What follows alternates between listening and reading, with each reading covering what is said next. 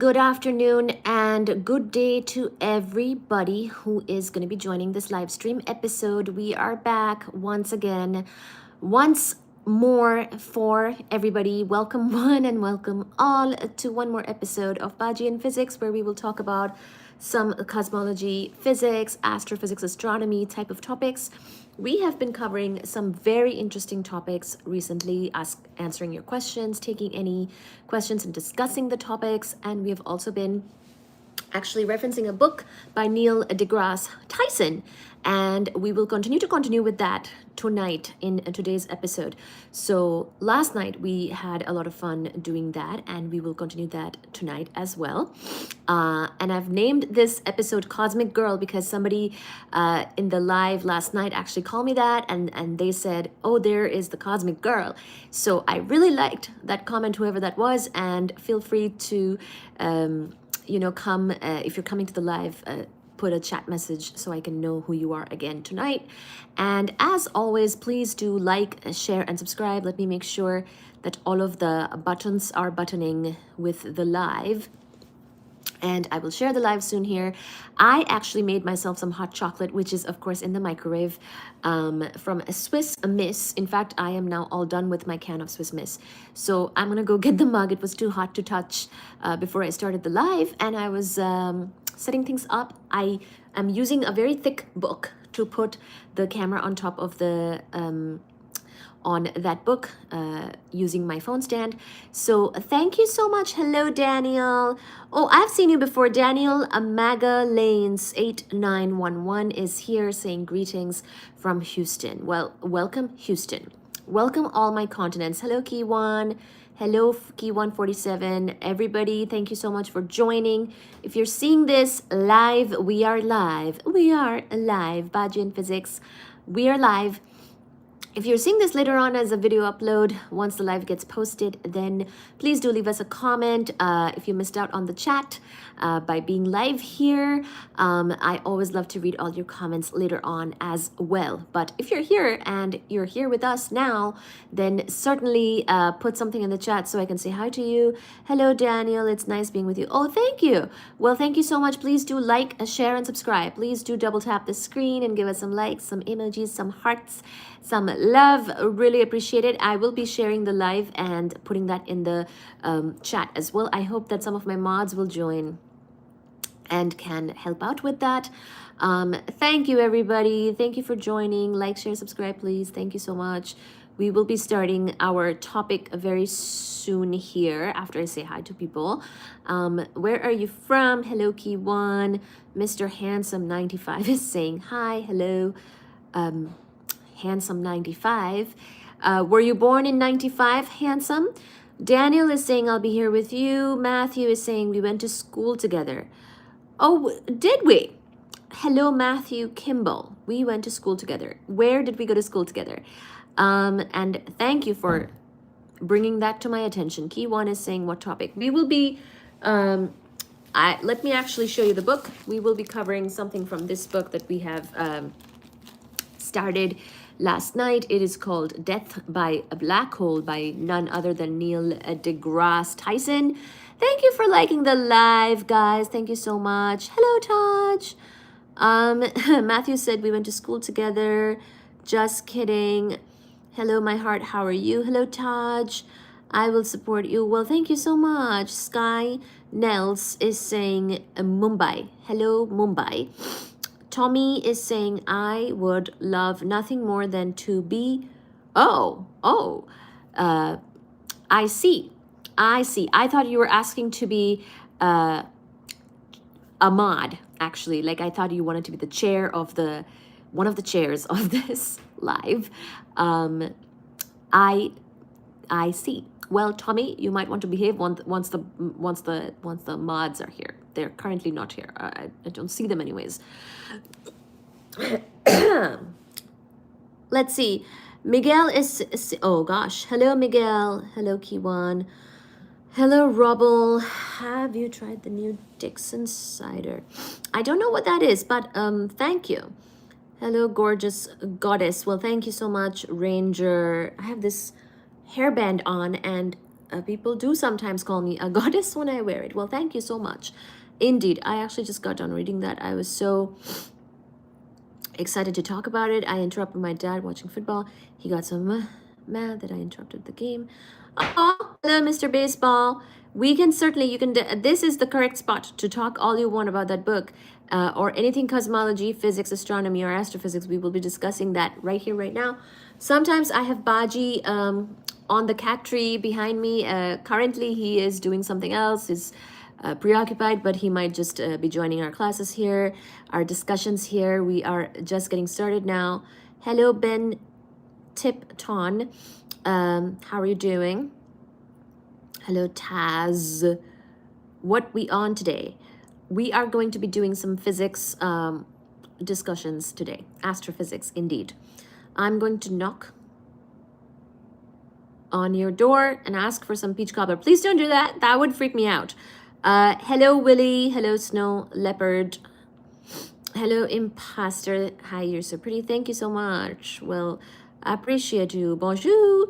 Teal Mushroom. Parviz is saying, how are you? Miguel is saying, geez, are you taking volunteers to be your chair? I'm not.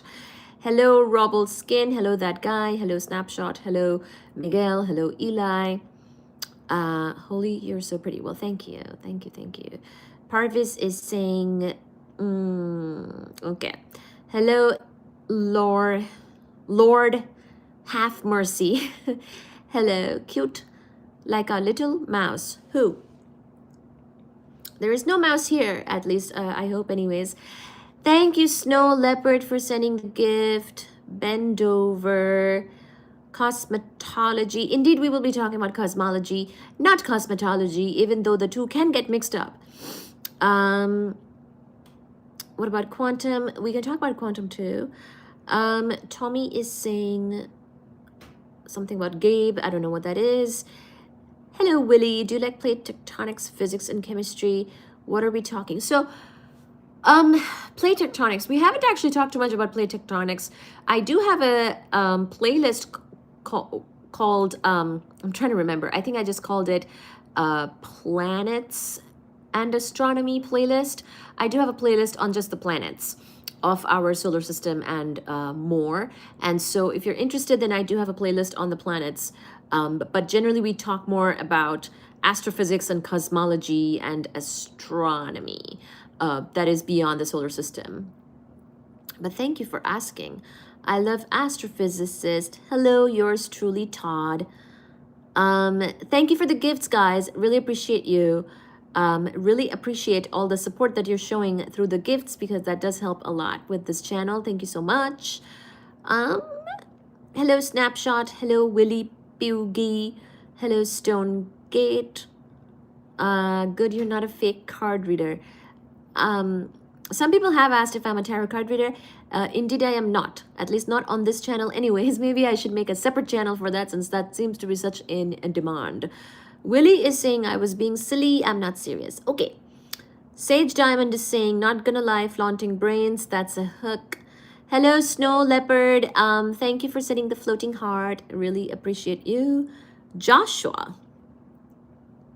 Hello, Joshua. Here I am. I stand at the door and knock. Well, okay. Thank you, Willie. So what about Atlas? Hello from New York. Hello from New York.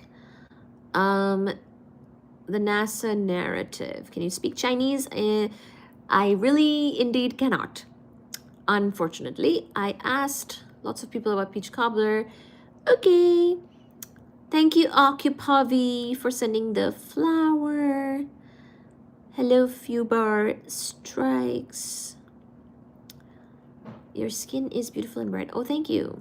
Thank you, Rayshawn Manning. Impact theory, Sage Diamond is asking about. Could you clarify? What do you mean by that? Thank you so much. Thank you, Snow Leopard. Appreciate the gifts. How did you get interested about the solar system? So I have a PhD in particle astrophysics. So the PhD is in physics, but the subtopic that I focused on for my thesis is particle astrophysics. And I also spent sometime in cosmology and nuclear astrophysics. So that's my background, and I actually did not cover a lot of the solar system when I was in school myself. So like all the details of the planets, the sun, and things like that. So when I got started with the lives here for over a year now, I've been doing these lives mainly focused on the physics topics and covering, you know, astrophysics, cosmology, things like that, and kitty cats, of course. It's a cat plus physics channel.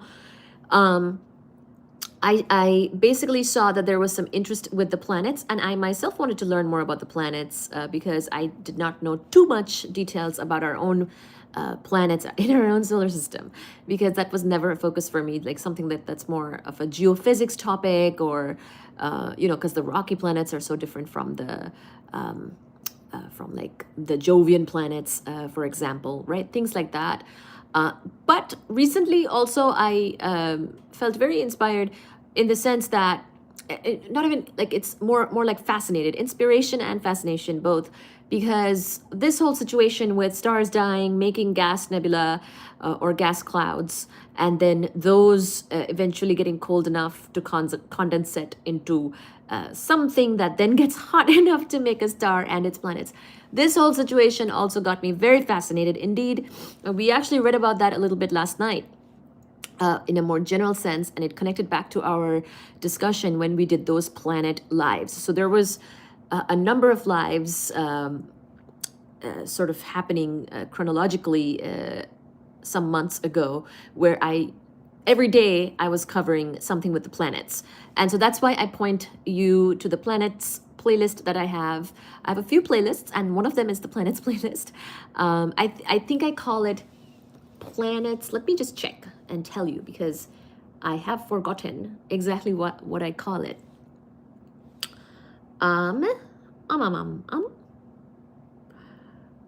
Okay.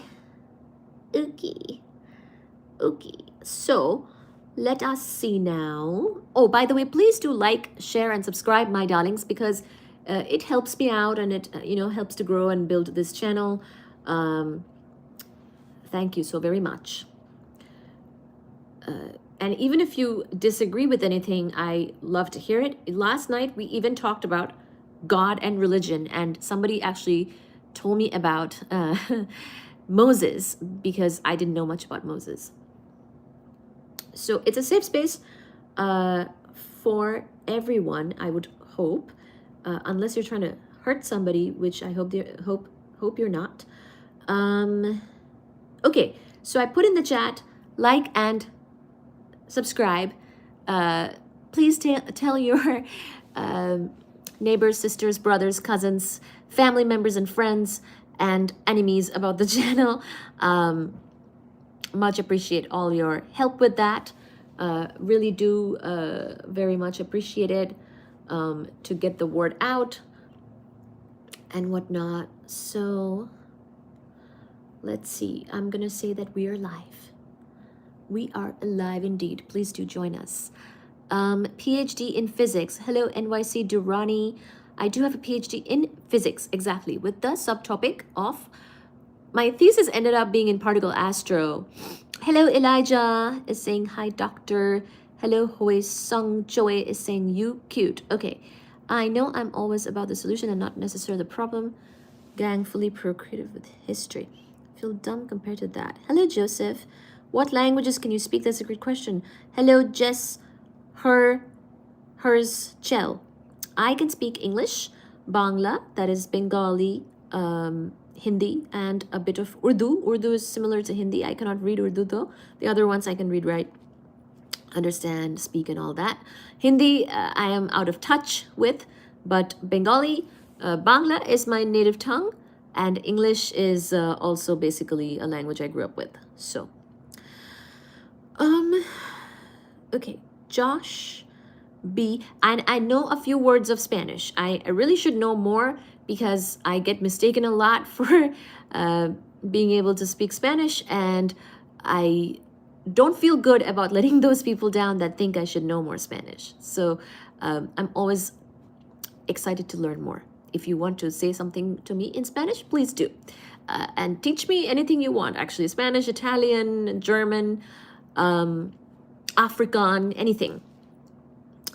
Thank you, Michael. Oh, thank you. Michael is saying I'm going to donate. Well, thank you, everybody. Oh, thank you so much. Michael has sent gifts. Thank you. Very much appreciated. All the support on YouTube. I also have a PayPal in the link in my description in case that's what you meant, but I see your thing. User says, Will Green LV, I love you. Oh, thank you, thank you.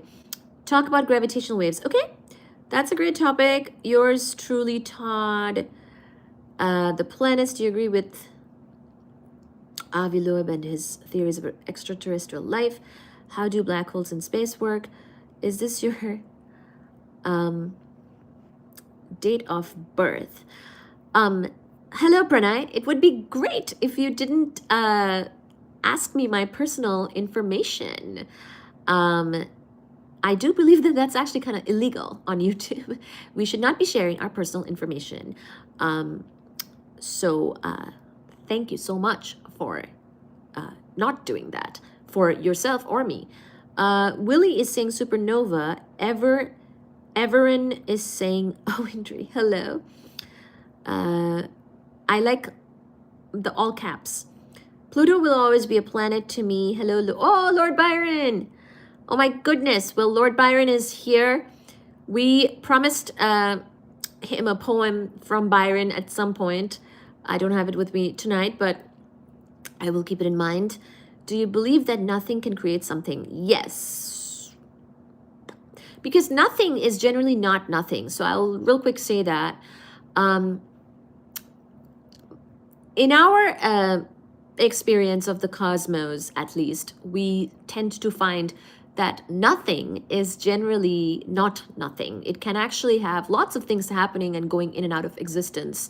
And there can be particles that are annihilating with their antiparticle partners and things like that. So be careful about nothing and understanding there might be something deeper there when we say nothing, okay? Hello, Reshan. It's basically, I don't remember Arabian Nights, good God. Hello.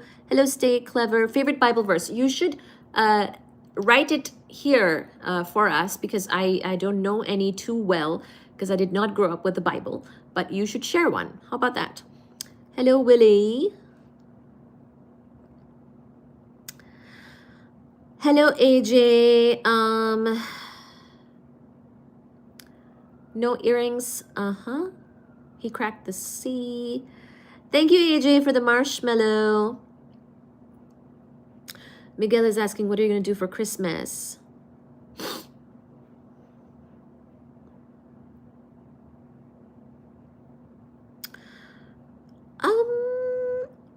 Earth tilts every so... The Earth has a tilt. Are you asking for the tilt of the Earth, the fact that it's tilted on the axis, on its rotational axis, the 23.5 degrees tilt? Because that it has, and if I remember correctly, Mars has a similar one, a similar tilt. If we talk about that, then I have my book ready for that. Yours truly is saying, I like your positivity. Oh, thank you. Your idea is 4 gigs, mine is just 1 gig. Okay. Hello, SH Tark. Are you a proponent of string theory? Asking, Lord Byron is asking. Thank you so much for scrolling and finding me. Please do like, share, and subscribe, my darlings. Let me get my hot chocolate. It's gonna get very cold if I don't start sipping it. 1 second, please. And this is very nice that people are asking questions and engaging. There is Baji Baba, and here is the book, by the way.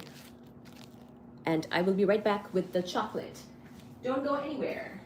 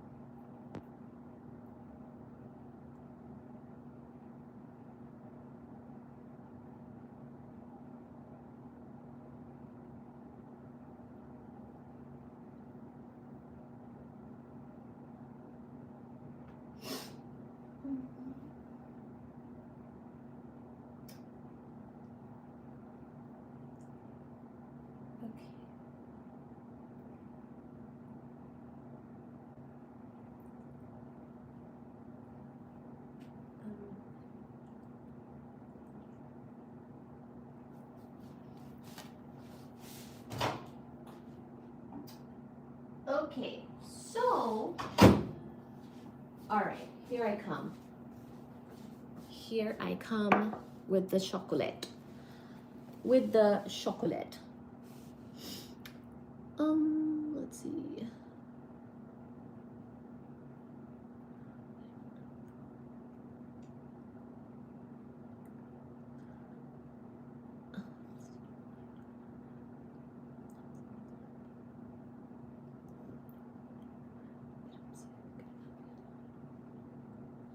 Okay, so did I say to like, share, and subscribe?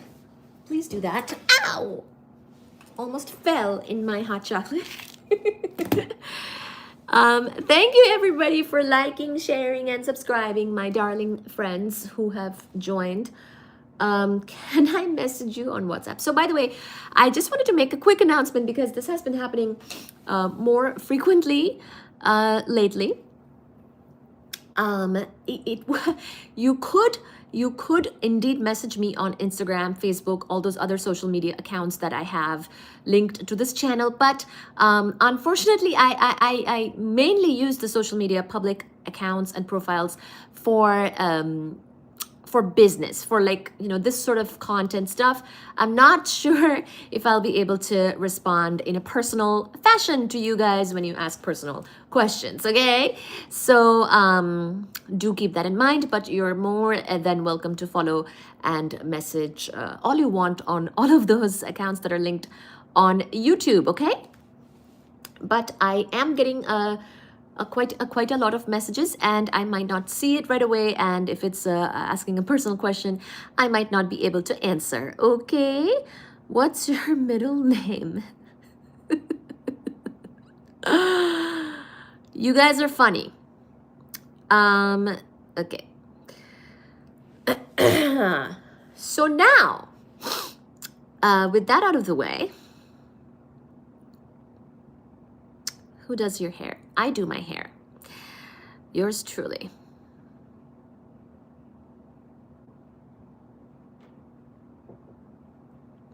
So what I might do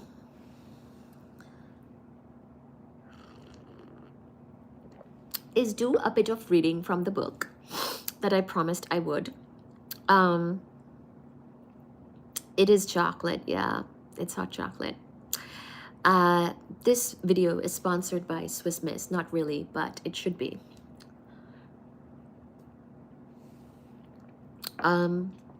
Also, I'm out of hot chocolate. So if someone wants to send me hot chocolate, that would indeed be most welcome. Okay. I'm trying to scroll and see if I caught people's messages. Was there anything I missed? Why is your face so shiny and beautiful? Oh, thank you. Well, I went to the gym and I lifted some weights, and I did my swimming, and I did the hot tub and shower and sauna. I think that helped.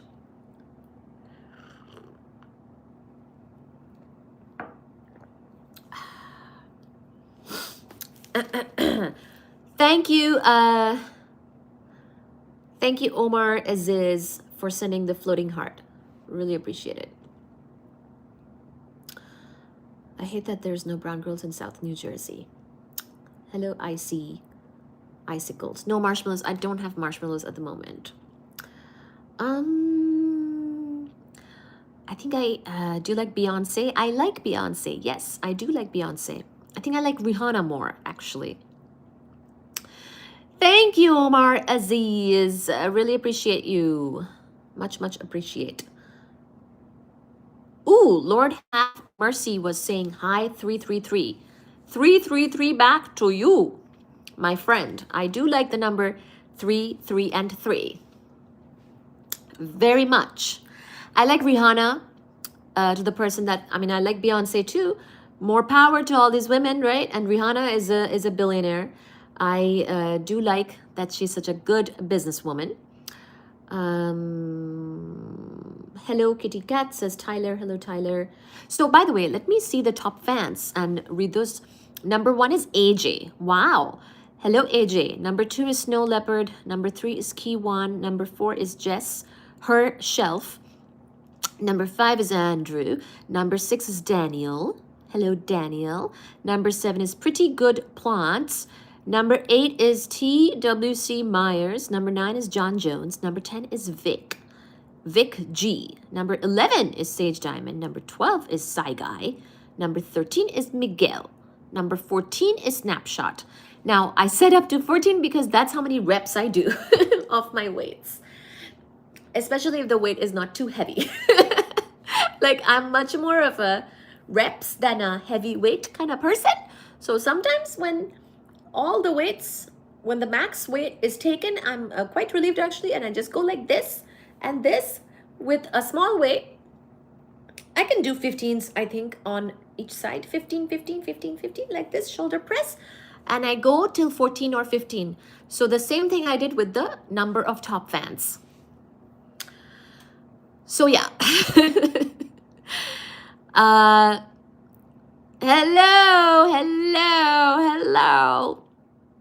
Baddie alert. Hello, Alex. I love that. Maybe the next live. So whenever I see a comment that I like very much, I'm making that the title of my next live. So yesterday somebody commented Cosmic Girl, and I thought that was an excellent description of myself. And so today's live is called Cosmic Girl. I think tomorrow will be Baddie alert. Fox is saying, you're married. Are you informing me that I'm married? Thank you for letting me know. Fried Rice is saying, are you Indian? Lord Byron has sent happy poop. Thank you, Lord Byron. How about Chapel Rowan? I don't know who that is, but thank you so much. James is saying, do you like holy something? Some say triple numbers are a sign. I agree. I really like 111.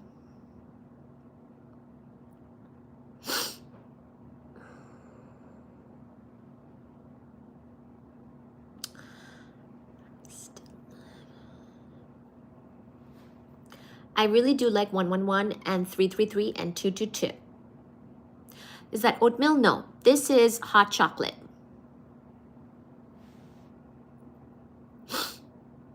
Adam, I was waiting for you. I haven't started doing my reading yet. Adam, my mod, is here, who really likes the cosmic readings. So you are here now. Good. I have been getting acquainted with people, but I did not start my reading for tonight yet. I waited, hoping that you would be here. Thank you for joining. Hello, Andy. Do you watch anime? I don't watch much of anything these days. I don't watch much. I'll watch a movie or a TV show if a friend is like hanging out and wants me to watch it with them, but I don't even have any streaming services. So yeah, anime is online for kids. I know what anime is, but I actually, long time ago, I used to watch the show Avatar, the Last Airbender, and I liked that show a lot. One of the shows I've liked a lot. Are you religious? I'm not religious, but I am spiritual. Adam is saying, glad to be here. Hello, everybody. Please like, share, subscribe. Adam, can you put in the chat to like, share, and subscribe? And now that you're here, you can keep an eye on the chat for me and greet people and say hi to people and things like that. That would be most amazing, and kind of let me know when I look at the chat if I missed anything important, like a question or something, okay? That would be most helpful. Thank you so much. Thank you for being here. Abdel is saying, why? You are cute. Why?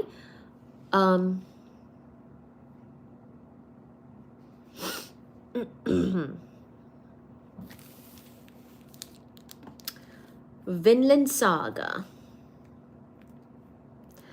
Hello, Randy. Yes, Baji is behind me. See, he is sometimes behind me. Right now he is. Okay, so last night we had a lot of fun talking about the cosmos, and in fact we talked about some color stuff, and we also talked about stars.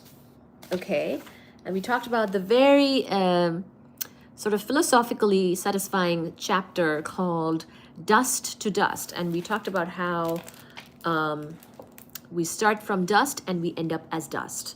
And we mean the solar system, the stars, the new stars are born out of dust, and then those also die and become ultimately dust. Okay? So we covered that last night. And so if you missed it, please do check it out later on under the live tab of the channel. You can find all the episodes posted.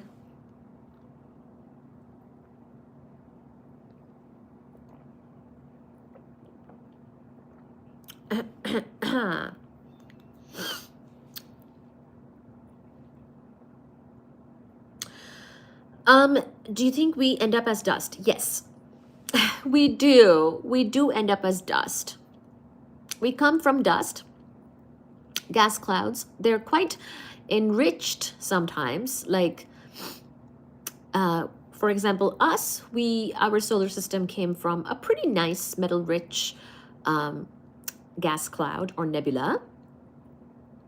And I would say we should be thankful because it has given us all these heavier elements, heavier metals like gold, right?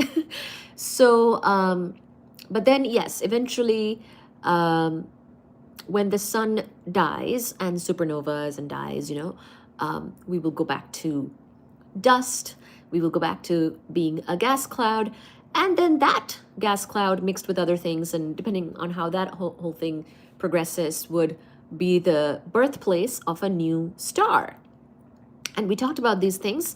There are places in our own galaxy which are considered to be little nurseries of star birth. And they are more active spots where more stars are birthed. In fact, many of them can be birthed together, as in the same time, in different spots of the galaxy, and those are kind of sibling stars, if you will. Okay, so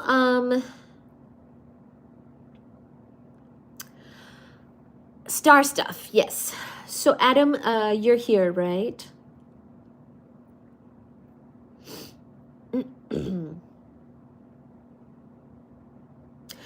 Earth will cease to exist, but we have some time because the sun is still very young.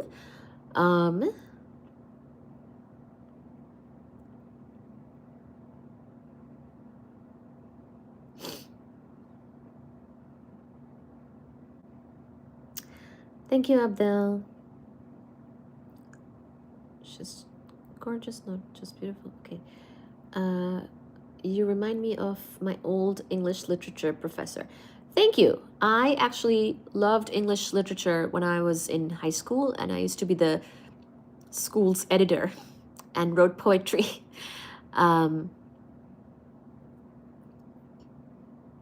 Okay, perfect. Thank you so much. Yes, if you like the channel, please do come back to the lives whenever we have the lives, and please do like, share, and subscribe. So now we will start our little narration part of the live, okay?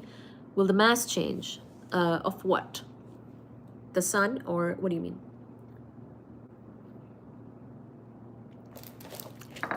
Okay, we finished dust to dust. Now we will do forged in the stars. Not all scientific discoveries are made by lone antisocial researchers. I decided where I want to hold the book. Nor are all discoveries accompanied by media headlines and best-selling books. Some involve many people, span many decades, require complicated mathematics, and are not easily summarized by the press. Such discoveries pass almost unnoticed by the general public.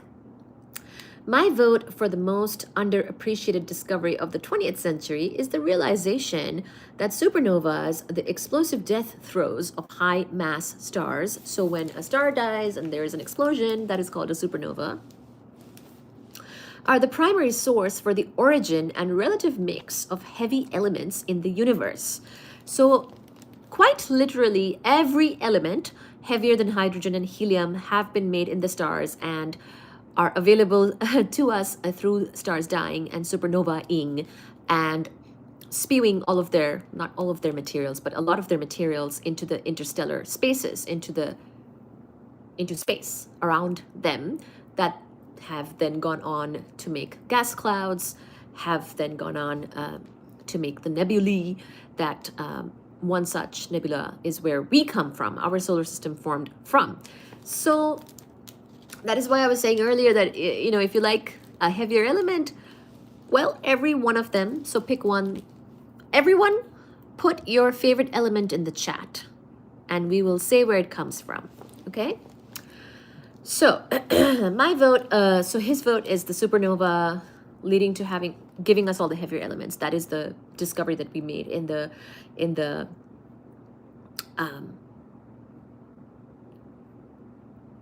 20th century that he likes a lot. This unheralded discovery took the form of an extensive research paper published in 1957 in the journal Reviews of Modern Physics, titled The Synthesis of the Elements in Stars by E. Margaret Burbidge, Geoffrey Burbidge, William Fowler, and Fred Hoyle. In the paper, they built a theoretical and computational framework that freshly interpreted 40 years of musings by others on such hot topics as the sources of stellar energy and the transmutation of elements. Carbon is a good one because we rely on it for life a lot. We have a lot of carbon in us, and yes, carbon is also made in stars. You have to be a bigger star in mass than the sun to make carbon. I hope that we see Betelgeuse supernova, and Betelgeuse is spelled as Betelgeuse, okay? Not like the Beetlejuice, like fruit juice.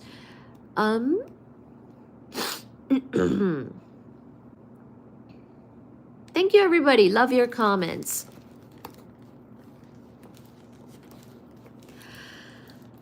So, cosmic nuclear chemistry is a messy business. It was messy in 1957 and it is messy now. The relevant questions have always included how do the various elements from the famed periodic table of elements behave when subjected to assorted temperatures and pressures? Do the elements fuse or do they split?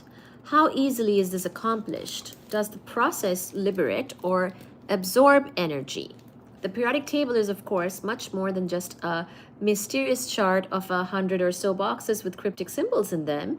It is a sequence of every known element in the universe arranged by increasing number of protons in their nuclei.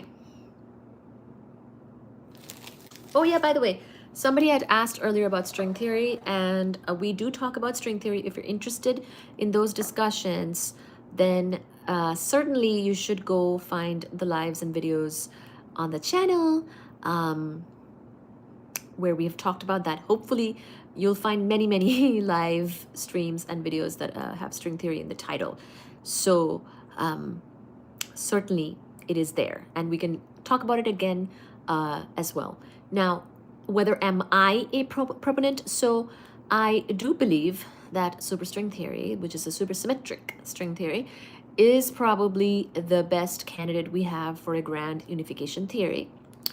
But the problem is that it cannot be tested experimentally, and so we don't have experimental evidence that that candidate theory is verified or correct. So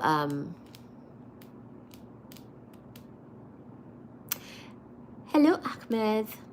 Do you believe in space dust? Yes. I do believe in space dust and the fact that the space dust can often scatter light from sources of light like stars, and that space dust scatter different types of light differently. So we talked about that yesterday as well.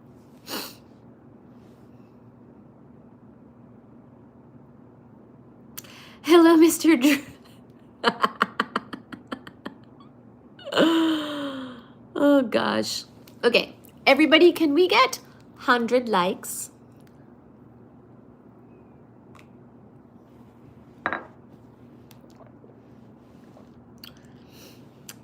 Do you believe in space dust? Yes, I do.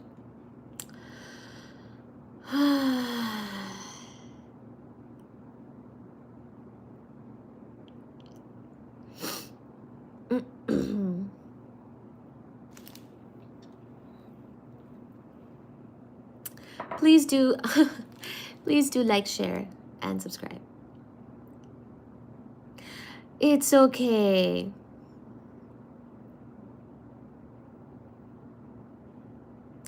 Don't ask me what caused the Big Bang. Come on. You can ask me about what happened 10 to the minus 43 seconds after the Big Bang, but not what happened at t equal to 0, okay? All right, so cosmic nuclear chemistry is a messy business. By the way, I actually worked on this topic myself in undergrad. So I had an undergraduate research experience in nuclear astrophysics at North Carolina State University under Dr. Carla Furlish from Switzerland. And well, she did either her PhD or a postdoc at U Chicago. It might have been a postdoc. I think her PhD might have been from Switzerland. Very nice person, and she still works in, well, I should say she is a great professor and educator, but also a nice person. And she taught our astrophysics elective class and grad classes, of course, and such. And I do believe that she still works in nuclear astrophysics. And she discovered one of the processes for making some of these elements, some of these heavier elements that we are speaking of right now. So there are many, many people who have contributed to understanding the processes that lead to making these elements on the periodic table in stars. So like we know that they are made in stars, but there are quite a bit of details in exactly how they're made and what kind of conditions are necessary to make them. And in fact, those are quite different for the different elements. As you can see, with more and more protons in the nucleus, of course, you're changing the type of element. And just real quick, there's this thing called nuclear binding energy. Certain nuclei are more stable than others. And after a while, remember that we also start to add a lot of neutrons in the nucleus as we get heavier and heavier elements. And keep in mind that this is my aside, my addition to the story here that we are kind of reading about. Keep in mind that basically we have the elements up to iron, then we have the elements above iron, and then we have elements that are like heavier than barium, like atomic number 56 and higher. And sometimes we actually know certain things better about the heavier, really much more heavier elements. They would need very extreme conditions. Some of it is called neutron capture processes, because as you can imagine, if you have a nucleus with protons and neutrons, and at some point in nuclear astrophysics, if you're starting to make the nuclei that have a lot more neutrons, then that process is intuitively quite different than the process that would make a lighter element, which of course has an atomic number much less, and also maybe the proton to neutron ratio is more like closer to 1, okay, versus not a lot more than one. So things like that. So keep in mind that there is quite a bit of diversity actually in the periodic table, and not just the periodic table in what it looks like and all the symbols and all that type of stuff superficially, but also in terms of how you make those elements, starting from hydrogen all the way to the end of the periodic table. Of course, hydrogen and helium we got from Big Bang nucleosynthesis, but everything above that we have made in stars, we have made in supernovae. When the stars die, we make either in stars or we make during the supernova process, or even in certain stellar remnants under certain conditions. And there are a number of processes. So keep that in mind, that there is quite a bit of variety, okay? It's not a simple process that just makes every element, okay? The periodic table is, of course, much more than just a mysterious chart of 100 or so boxes with cryptic symbols in them. It is a sequence of every known element in the universe arranged by increasing number of protons in their nuclei. The two lightest are hydrogen with just the one proton and helium with two protons. Under the right conditions of temperature, density, and pressure, you can use hydrogen and helium to synthesize every other element on the periodic table. And in fact, that is what we have done in stars and supernovae. Without that, we wouldn't be here, of course, because the Big Bang and shortly after physics just gave us hydrogen and helium. So we could have been in a universe of just that if we did not eventually make stars much later, and those stars started to make the heavier elements. And of course, how did we start to make the stars and galaxies? Because little cosmology tidbit, because we started to clump in parts of the universe, and gravitation started to win in certain overdensities of the otherwise smooth universe. And that is also a topic that we talk about quite a bit because it's a cosmology topic. Okay, so a perennial problem in nuclear chemistry involves calculating accurate collision cross-sections, which are simply measures of how close one particle must get to another particle before they interact significantly. Collision cross-sections are easy to calculate for things such as cement mixers or houses moving down the street on flatbed trucks, but it can be a challenge for elusive subatomic particles. A detailed understanding of collision cross-sections is what enables you to predict a nuclear reaction rates and pathways. Often small uncertainties in tables of collision cross-sections can force you to draw wildly erroneous conclusions. The problem greatly resembles what would happen if you tried to navigate your way around one city's subway system while using another city's subway map as your guide. Apart from this ignorance, scientists had suspected for some time that if an exotic nuclear process existed anywhere in the universe, then the centers of stars were as good a place as any to find it. In particular, the British theoretical astrophysicist Sir Arthur Eddington published a paper in 1920. So this is all happening in the 20th century, as well as many other interesting things that happened then. This thing was called The Internal Constitution of the Stars by Eddington, where he argued that the Cavendish Laboratory in England, the most famous atomic and nuclear physics research center of the day, could not be the only place in the universe that managed to change some elements onto others. So little excerpt from that. Do I have a booger? Well, do pardon it. But is it possible to admit that such a transmutation is occurring? It is difficult to assert, but perhaps more difficult to deny, that this is going on. What is possible in the Cavendish Laboratory may not be too difficult in the sun. I think that the suspicion has been generally entertained that the stars are the crucibles in which the lighter atoms which abound in the nebulae are compounded into more complex elements. This is what he wrote. We did not bind ourselves to the formation of helium from hydrogen as a sole reaction which supplies the energy to a star, although... So by the way, this is the thing, right? You might wonder,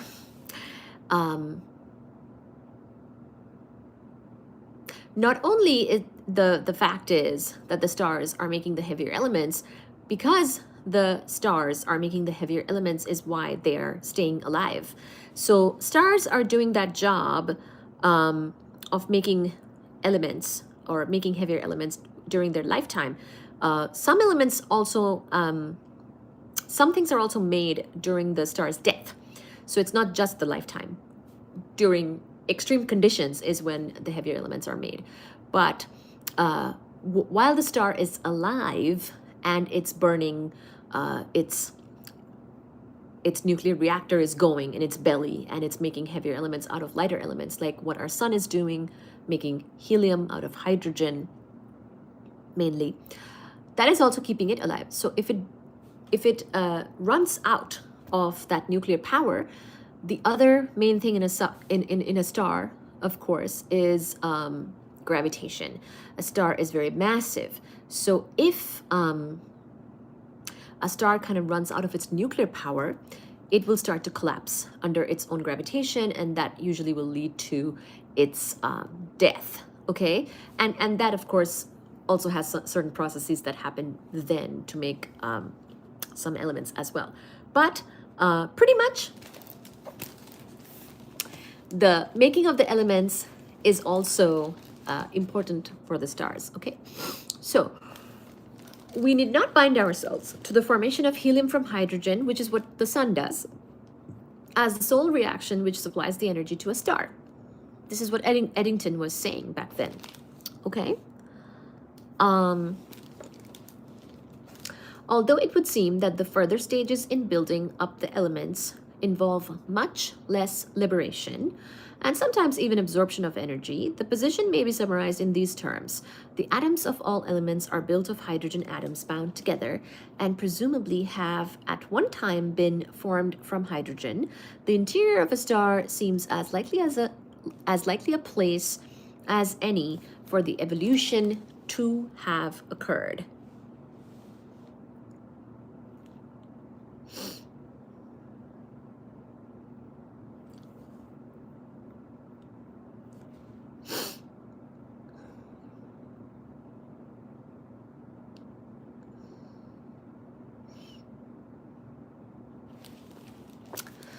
Okay, so the observed mix of elements on Earth and elsewhere in the universe was another desirable thing for a model of the transmutation of the elements to explain. But first, a mechanism was required. By 1931, quantum physics was developed, although the neutron was not yet discovered. So, by the way, can anyone say who? Let's see. We might be naming the person soon here, but okay. Can anyone say when the neutron was discovered and by who?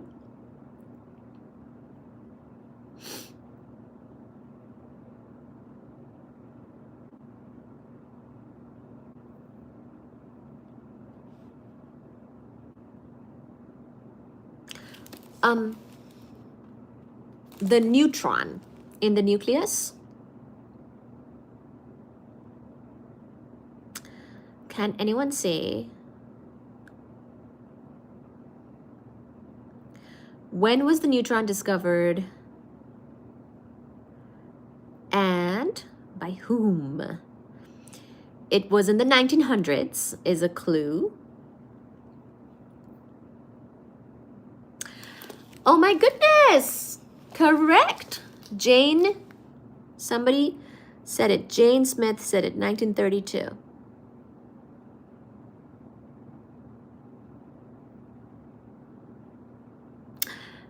James Chadwick. Good job, Muggle Chops.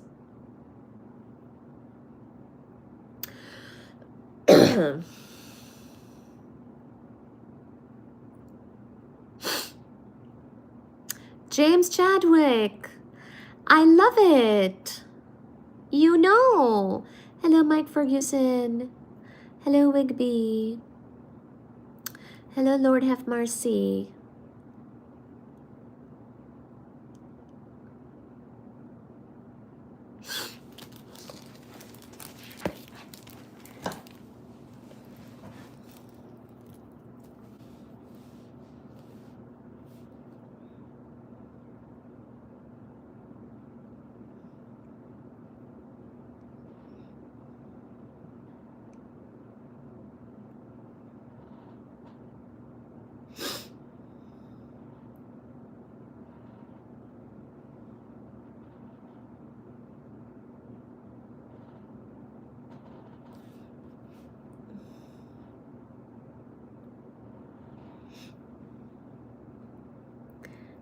AJ.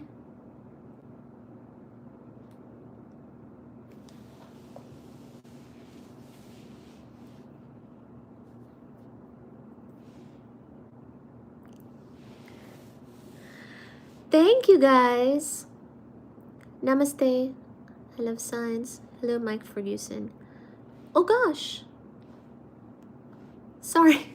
I pressed a button and it accidentally showed you the stove that's never used here. We need to promote intelligent women. I'm sick of women playing dumb to get stuff for free. I feel like we match the same vibe. Thank you, AJ. It's a great kettle. Here, you can see my kettle again. I know. Thank you. Thank you. Thank you. It's a great kettle indeed. I think my mom bought it, so I can't really take credit. Hello, Ricardo. Thank you. This is the kitchen and this is the living room. It's all here.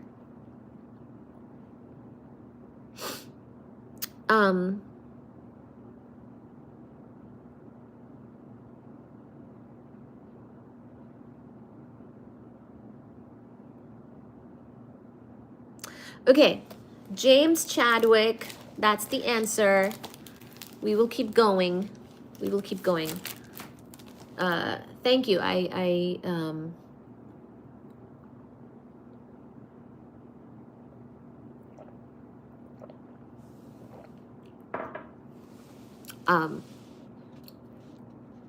It's nice to see your chat messages because I took a little break.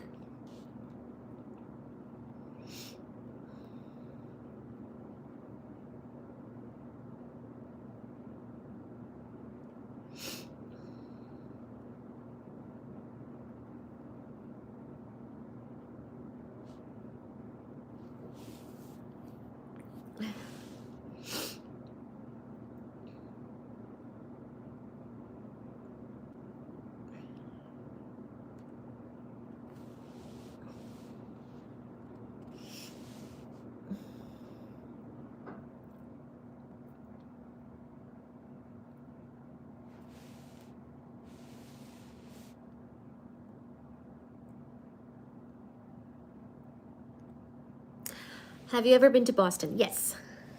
In fact, I'm in Boston. So, by the way, guys, thank you so much. Oh, you wanna get another question? Let's see. What is the atomic number of the element called molybdenum? Molly being the nickname. Molybdenum.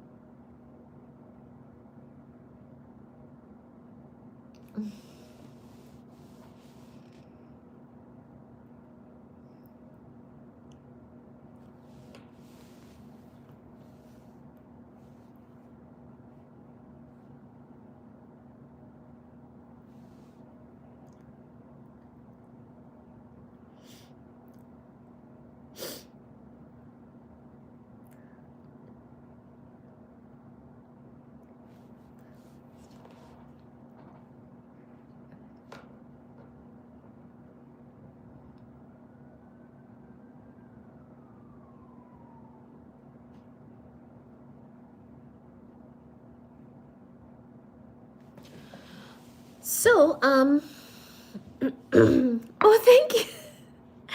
Am I on there? Was I on Rate My Professors?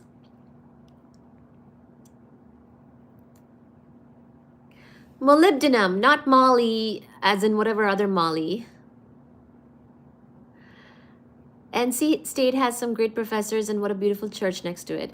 I don't think I've seen been inside the church, but NC State does have a lot of really good professors. I had a ton of really great professors. Thank you, everybody. Molybdenum. Siri told you 13? Oh, now my Siri is starting. Siri, go away. Don't ask you know who, starting with an S. Clearly, they're wrong. Did you really find me on Rate My Professor? I think I was on there at one point. I didn't realize that that was still a thing. Okay, I'm actually gonna heat up my hot chocolate again because it's a little cold, and I'll be right back. I'll be right back.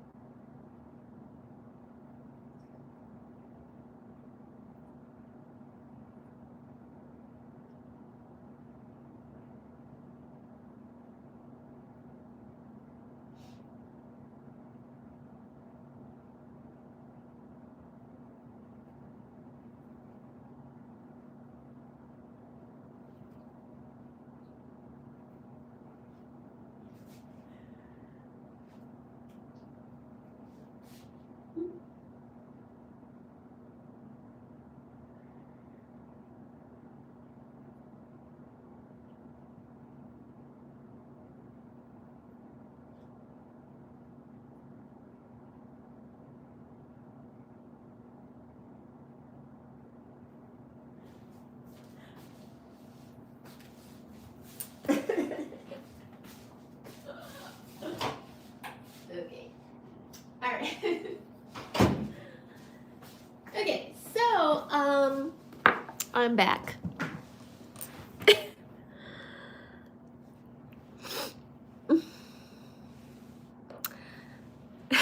No, I'm here. Reese, can you like the live?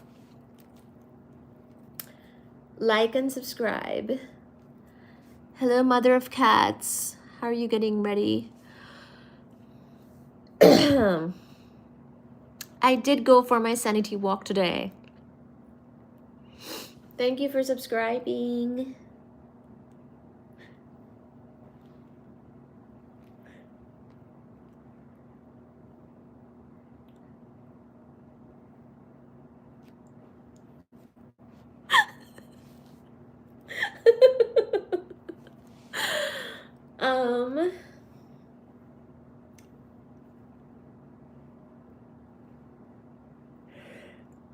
Okay, let me put in the, it's going, how are you?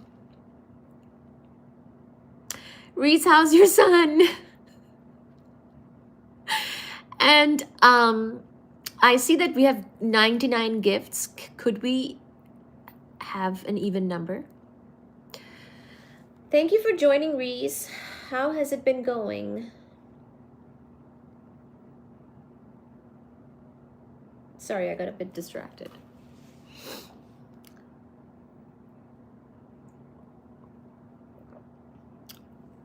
my gosh, Talia, thank you.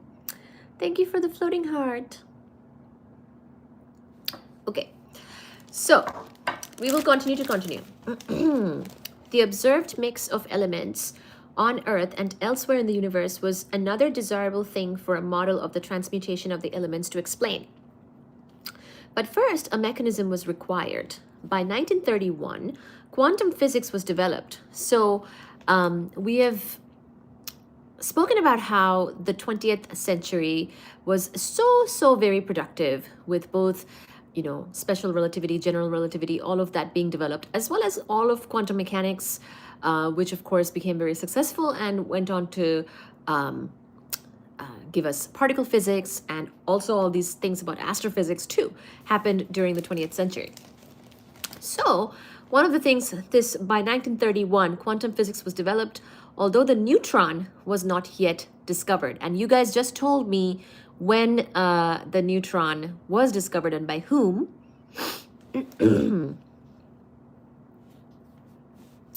So, and the astrophysicist Robert D'Escourt Atkinson published an extensive paper that he summarizes in his abstract as a synthesis theory of stellar energy and of the origin of the elements, in which the various chemical elements are built up step by step from the lighter ones in stellar interiors by the successive incorporation of protons and electrons one at a time, okay? At about the same time, the nuclear chemist William Harkins published a paper noting that elements of low atomic weight are more abundant than those of high atomic weight, and that on the average, the elements with even atomic numbers are about 10 times more abundant than those with odd atomic numbers of a similar value. Hello, Coop. You love dwarf planets, so you must love Pluto, who is a dwarf planet, not a planet. There you go.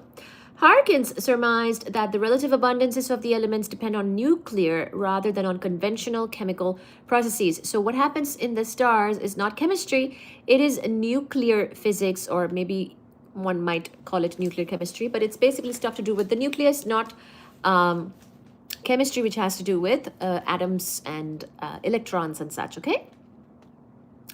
So, so not conventional chemical process, and that the heavy elements must have been synthesized from the light ones. So you have light elements fusing together, simply put, to become the heavier elements in stars, okay? The detailed mechanism of nuclear fusion in stars could ultimately explain the cosmic presence of many elements, especially those that you get each time you add the 2-proton helium nucleus to your previously forged element. These constitute the abundant elements with even atomic numbers that Harkins refers to.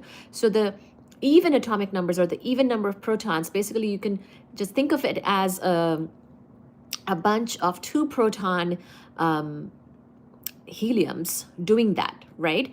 Including, but not limited to, somebody's, I think some people mentioned about carbon being their favorite element. So yes, Adam is doing a great job, Reese. So you can sit back, relax, and enjoy the flight. You need my face wash routine? I don't think I currently have a face wash. I mean, I did, but I ran out. So thank you for reminding me. I do have to get some face wash from the Indian grocery store. I usually get face wash there.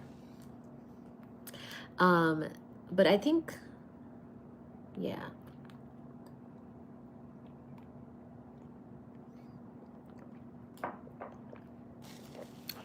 The hot cocoa is my secret. The neutron, discovered in 1932 by the British physicist James Chadwick, while working at the Cavendish Laboratory, seems like an important place, plays a significant role in nuclear fusion that Eddington could not have imagined. So this is where some of the more heavier elements, like the heavier heavy elements, so think something especially like barium and above, which barium, I believe, is atomic number 56. Somebody could confirm that. Look it up. those elements that are significantly heavier than iron, this especially will require, turns out, the neutron. So, you know, the neutron is neutral. It was discovered kind of later, and without discovering it, people might not have known its important role in those processes, okay?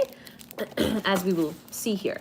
To assemble protons requires hard work because they naturally repel each other. And okay, quiz question. What is the force responsible for the repulsion of protons from each other?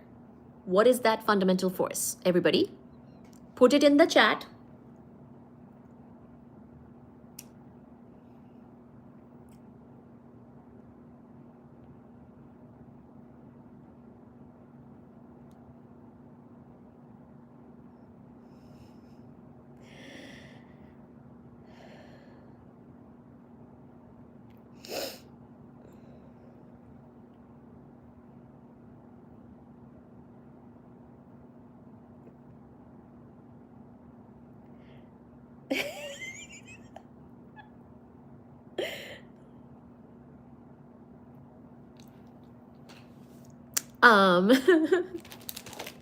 Sorry.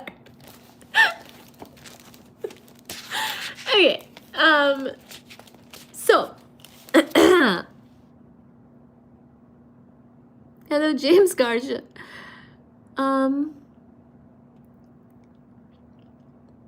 Inertia. Snuggumoi. I got it. Barium atomic number is 56. Good. Electromagnetic. Yes.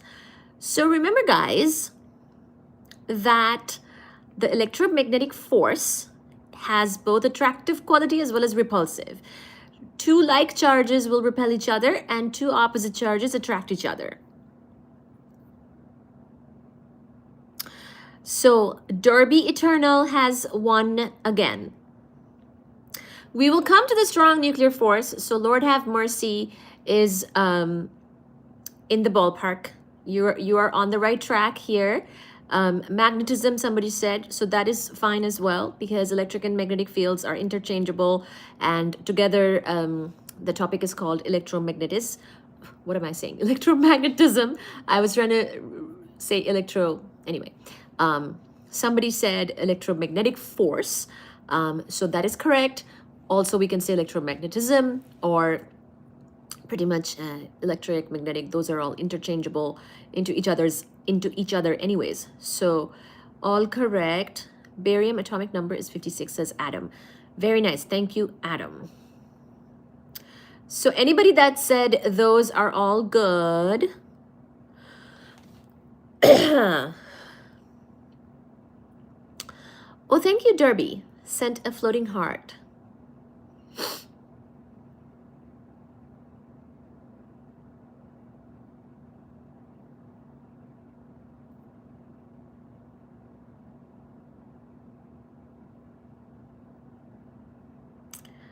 My nose.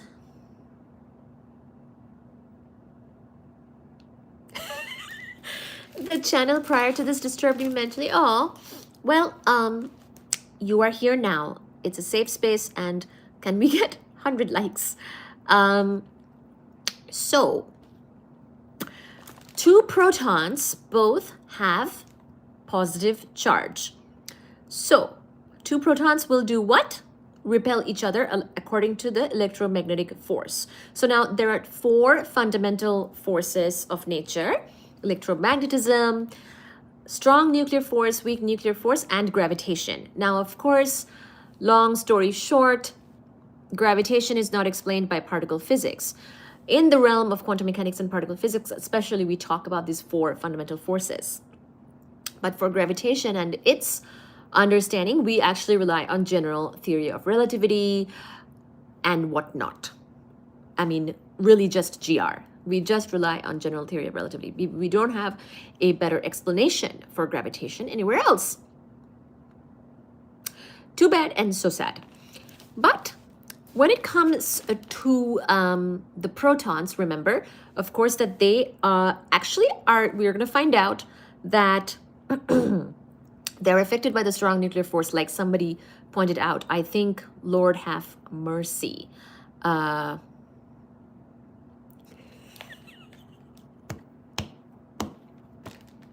Said about strong nuclear force. Sorry, I just read a comment. But another force we have to keep in mind is about the electromagnetic force, which is, of course, both attractive and repulsive, unlike gravitation. Now, see, when we talk about electromagnetism, sometimes it is compared to who? Gravitation, because these are both long range forces, as in they can be effective large at a long distance. They're not so short range, right? So both are long range. Now, of course, electromagnetic force is stronger than gravitation. But the very key difference between the two, well, first of all, gravitation cannot be explained by particle physics. That is one difference between the two. Probably a bit of a difference that people would like to ignore, right? Another big difference between electromagnetism and gravitation is that one of those is always attractive. Guess which one? Guess which one is always attractive? Gravitation. So gravitation is always attractive and electromagnetism is both repulsive and attractive. So two protons, in summary, will repel each other. So this is important when we consider these processes. So to assemble protons requires hard work because they naturally repel each other. So at the scales, at the length scales where electromagnetism is still applicable, remember that two protons will repel each other. So making the heavier elements is not trivial, and we make them in these stars for a reason, okay? They must be brought close enough, the protons must be brought close enough together, often by way of high temperatures, pressures, and densities. So see, more extreme conditions. Normal conditions are not enough to bring these protons together, like to make another whole nucleus, right? Because of what? Because of electromagnetic force and repulsion between two protons. So for the short range, strong nuclear force has to overcome that repulsion and bind them. So once again, they must be brought close enough together for the short range, strong nuclear force to overcome their repulsion and bind them. Because when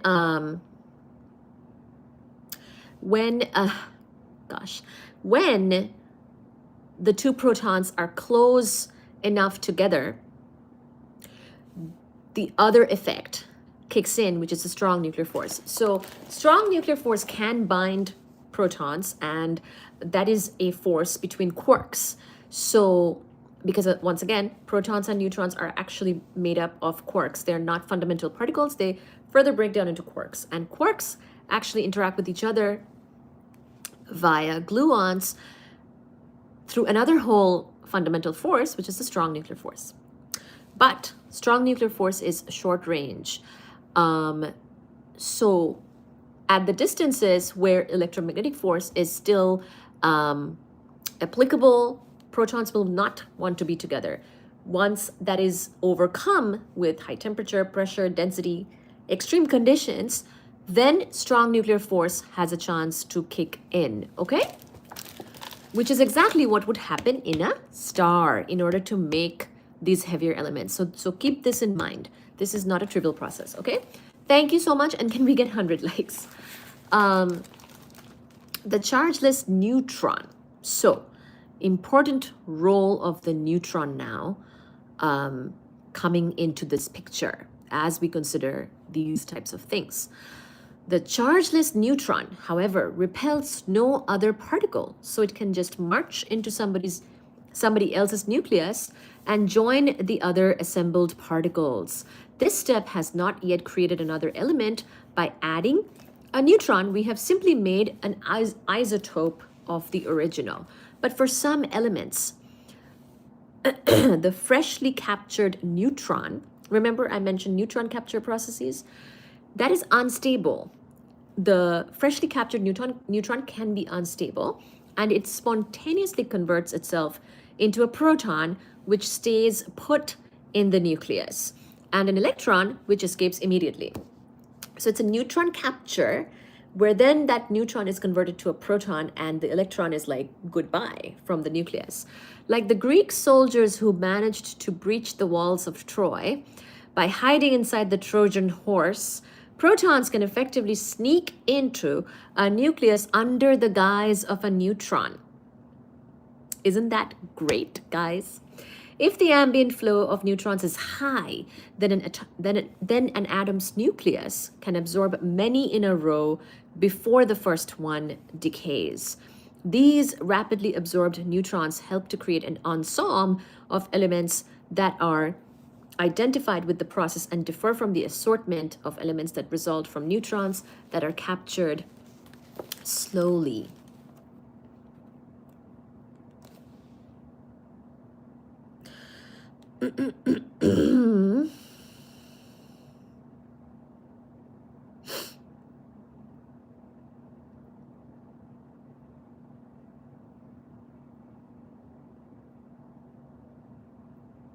Why'd you time out Miller? Did he do anything bad? I thought he was paying attention and being harmless. Okay. The entire process is not known as a neutron capture, which is what I was saying earlier. Yay, I'm right. And is responsible for creating many elements that are not otherwise formed by traditional thermonuclear fusion. So some elements that are generally the lighter elements, you can do traditional thermonuclear fusion. He said something rude. What did he say? Now I'm curious. You know, sometimes this chat is so filled of drama that I get a bit distracted myself. What did he do? I want to know. Beautiful hair. That was someone else. Anyway, can someone tell me what he did? Thank you, everyone, very much. Can we get 100 likes? And Reese, I think I saw one of your comments earlier. Oh, did he? Oh, no. Oh, Miller, I am so disappointed. I thought you were a true supporter and a completely harmless person. Goodness gracious me. So I read your comment earlier where you were saying that I'm like Mary Poppins, except I don't know how to use the stove. That is a very accurate description of myself, I must say. Where is that comment? I want to read it again. It blasted by.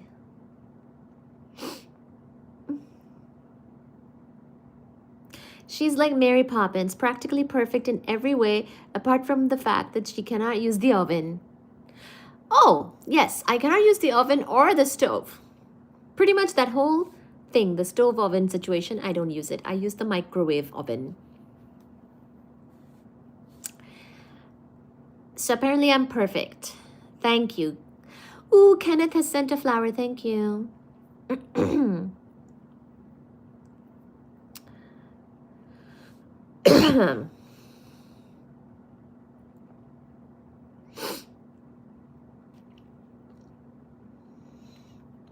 Protons are pretty stable usually.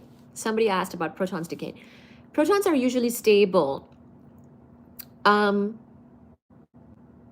But depending on the situation, the conditions, you could break them up. It would be a pretty, it would have to be a pretty,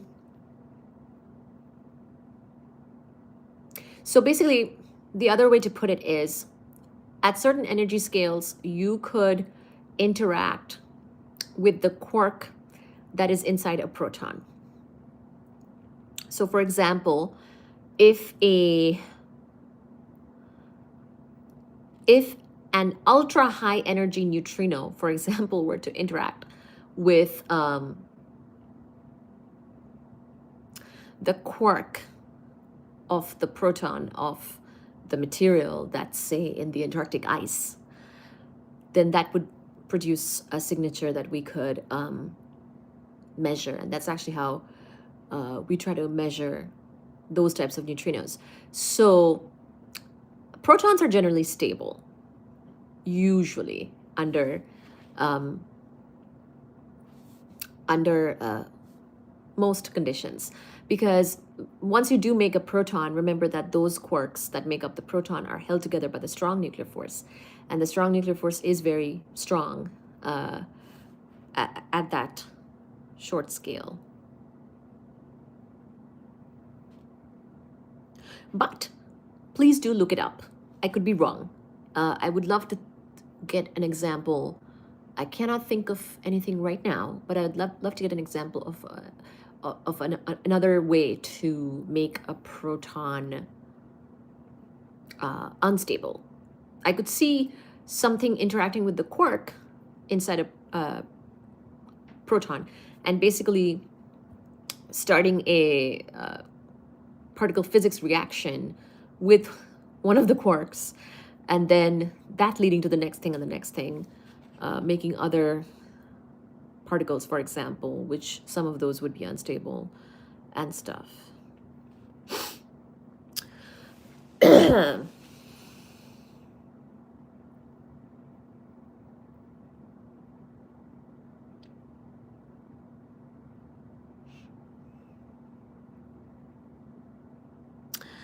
Oh, is he called Charlie?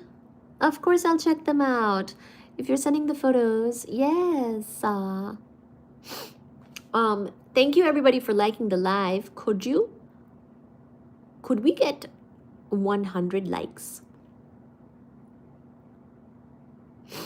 And then somebody asked about publishing papers. Yes, of course I have papers.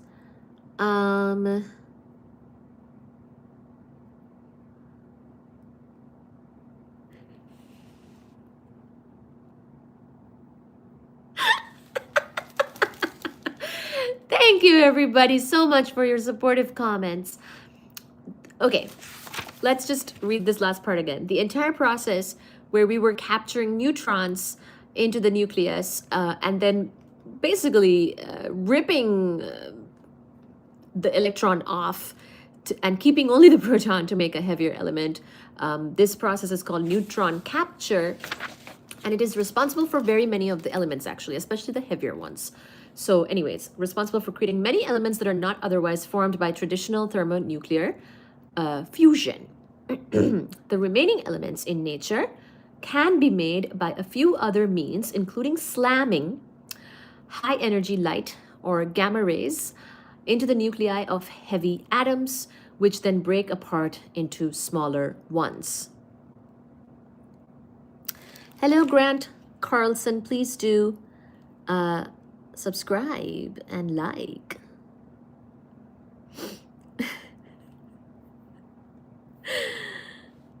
Thank you, thank you, thank you. Justin has sent a laughing disco.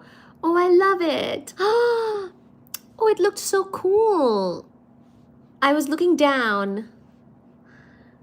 I hearted it, but I only caught a glimpse of it. Can you send another? It was so fun. Thank you so much.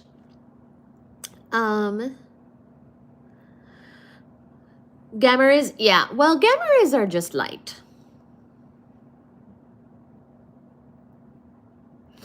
Astrophysics lady, yes. That's me. Okay. At the risk of, so 1 second. Let me take some more sips. This is getting very cold.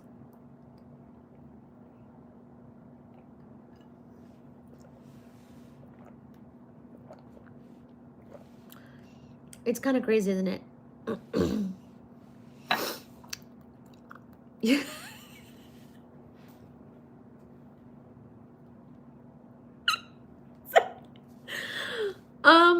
So tonight, a lot of people have been commenting about the skin and the nose. Is that what you mean, Reese? Yes, this is hot chocolate. Hot cocoa. It's stuck to the mug. Somebody even said, you're welcome, sweetie. Oh, thank you, Justin. Thank you, Spearhead. Thank you, Lawrence. Thank you, Brad. Thank you, Mars. Thank you, Postseason.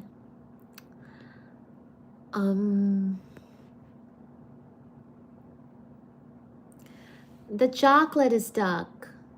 Of course. What are you talking about?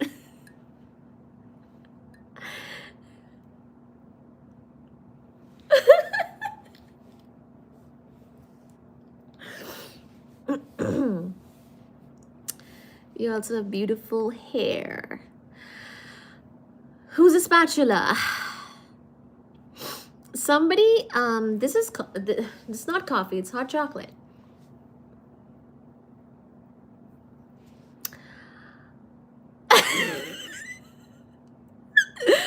Somebody, oh, thank you, Justin. Somebody just said that I eat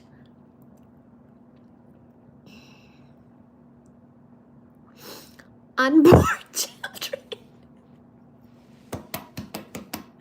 for my skincare. That is, I don't think I've ever seen that before. Did you finish your cold chocolate? No. Neural networks. We can do that sometime.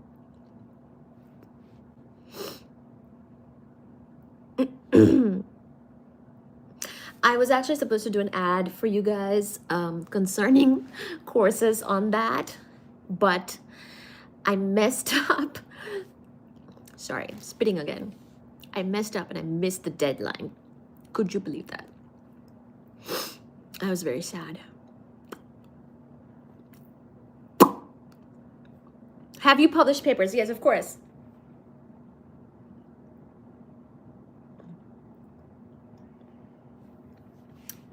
I should share them at some point. But if you know my name, then pretty much you can find them.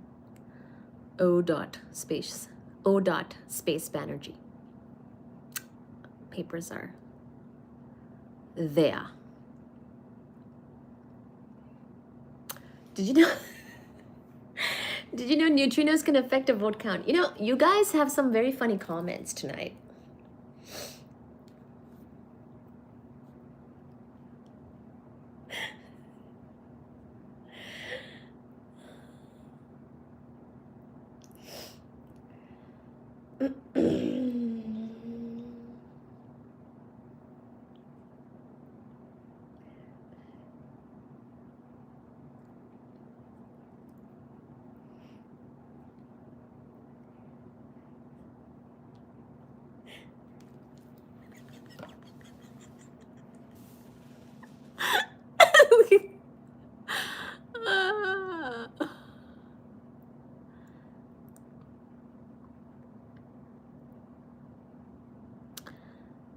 Baby love bunny.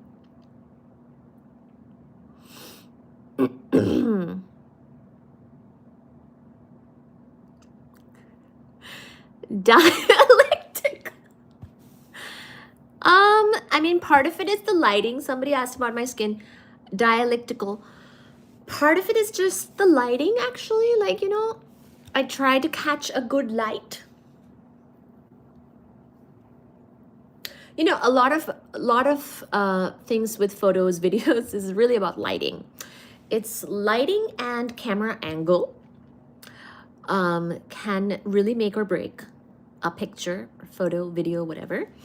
And part of it is, well, genetics. Genetics, and I don't, so thank you, universe. First of all, we must be thankful and grateful to the biological gods for any gift that we get. Thank you indeed. And second of all, Sephora. No, just kidding. I don't actually shop for much makeup myself. But Sephora does sell a lot of makeup.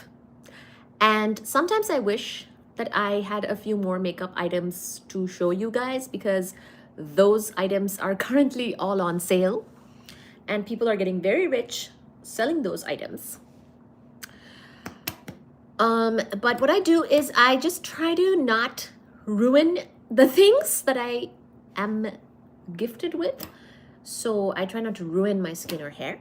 Like, I swim in the chlorinated water a lot, and I put a gigantic hair or head cap on my head to make sure that all of the hair is covered so that it's not exposed to a lot of the chlorine when I swim, because I like swimming, but I don't like to damage my hair. So sometimes it's about not damaging the thing, you know? If you do excessive things or expose yourself to excessive toxins or things, then it could ruin the natural thing you already possess. So I just try to not do that. The rest is, well,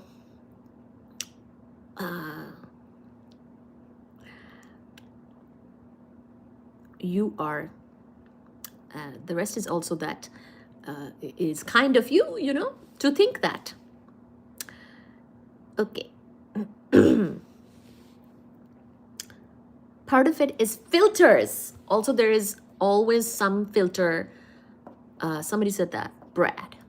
There's always a filter on pretty much all phones. All software has some filter, you know. There is always a filter. Pretty much any photo is has some AI in it.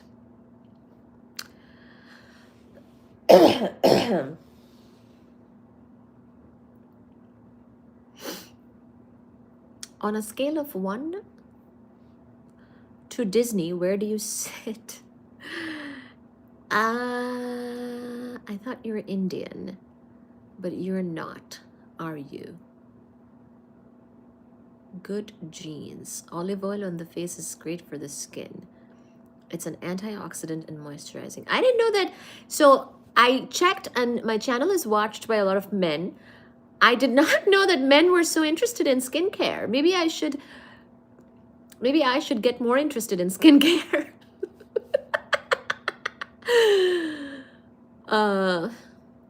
I'm sure advertisers would love that. Spearhead is saying she's Bengali, hence Indian. Drew Nasty, thank you for the gifts. Disney obsessed. Am I Disney obsessed? Not really. I did cancel my Disney membership as well. I accidentally got it because I was trying to watch an Indian show on Hulu and I thought it wasn't there and ended up on Disney. Anyway, I've canceled it. Hello, El Cubano. You should start a secondary makeup channel. Favorite drink? Coffee, hot cocoa, wine. See, I don't think wine is very good for skin, so I guess I do that. Your Indian accent came out of nowhere. Which one? In which word? I do have an Indian accent, especially when I talk to Indian people.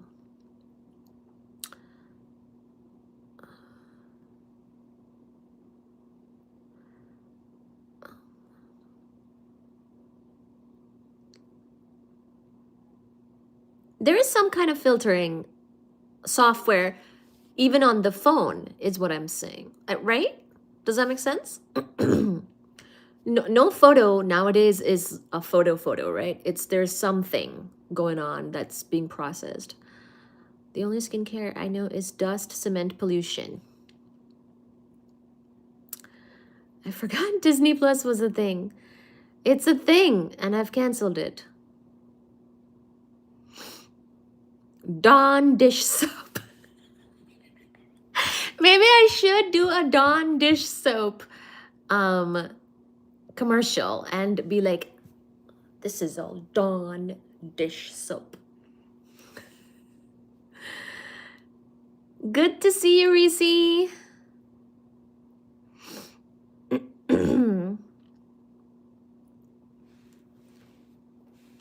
Hello, Stefano.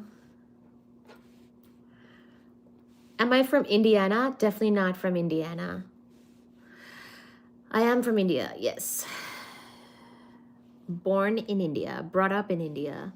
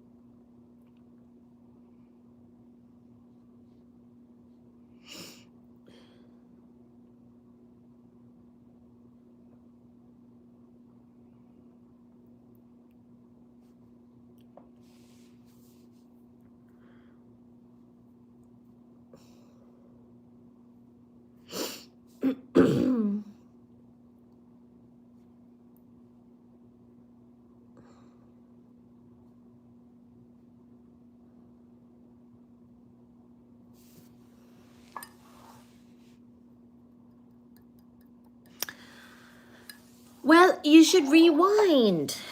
We just talked about some elements and nuclear astrophysics. Hello, Shakuni. If you're just now joining, then please do rewind. That would be nice.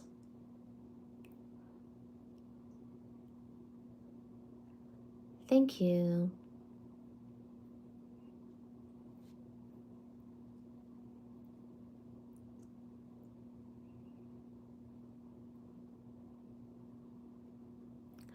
Oh, there's no rewind? I see. Because it's a vertical live? Not until your live is done. Oh.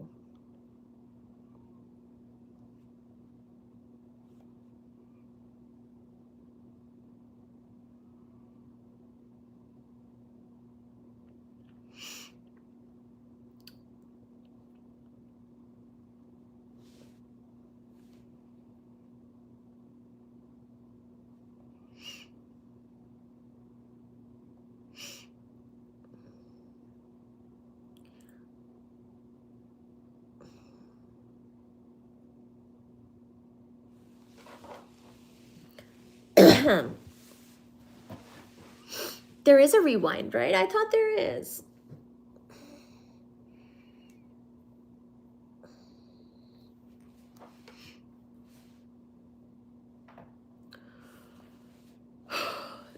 Let me see on my other phone.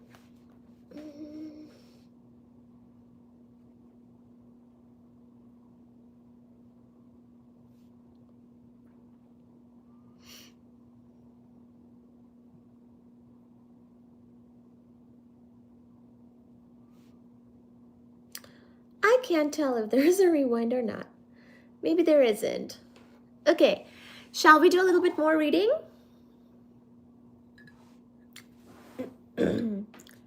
Hello, Rocky.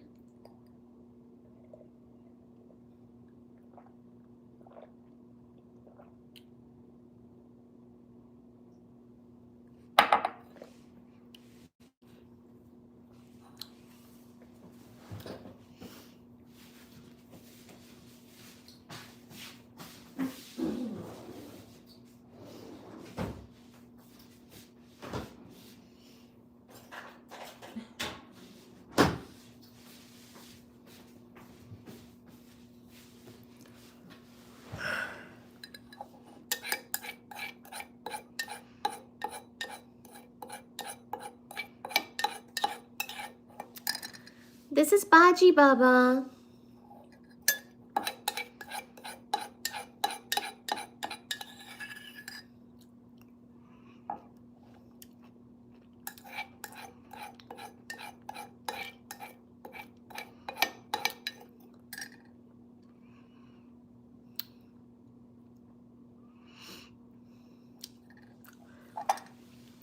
This is Baji.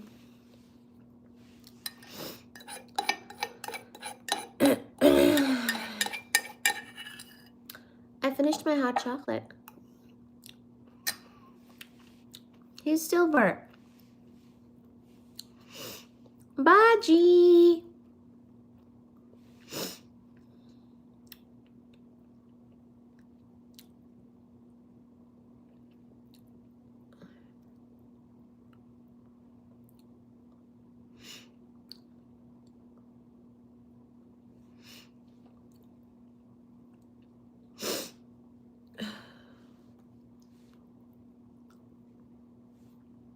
I'm a little tired today.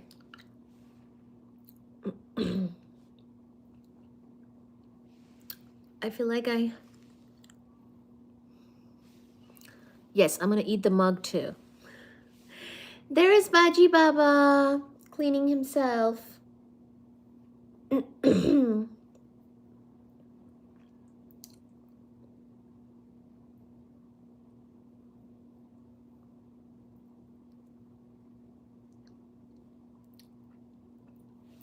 Somebody on my channel comments said, that nice. I appreciate that, sis.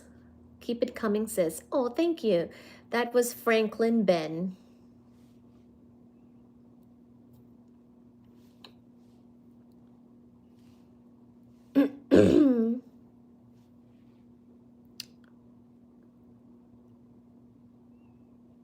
We just did a physics lesson. You might have missed it, my darling, but apparently you can rewind on desktop. And also you can rewind once this posts.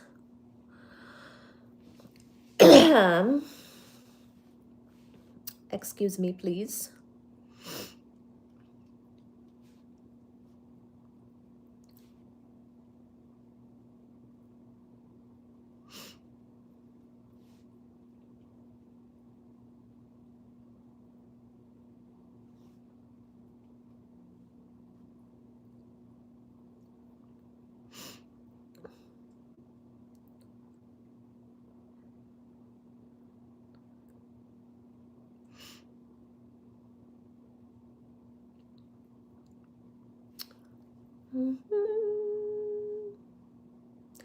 So I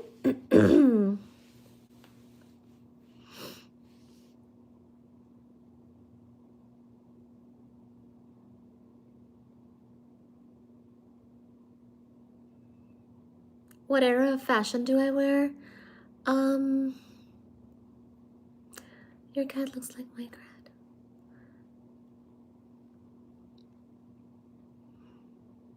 Thank you.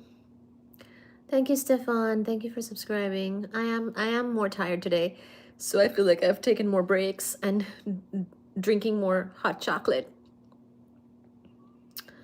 Thank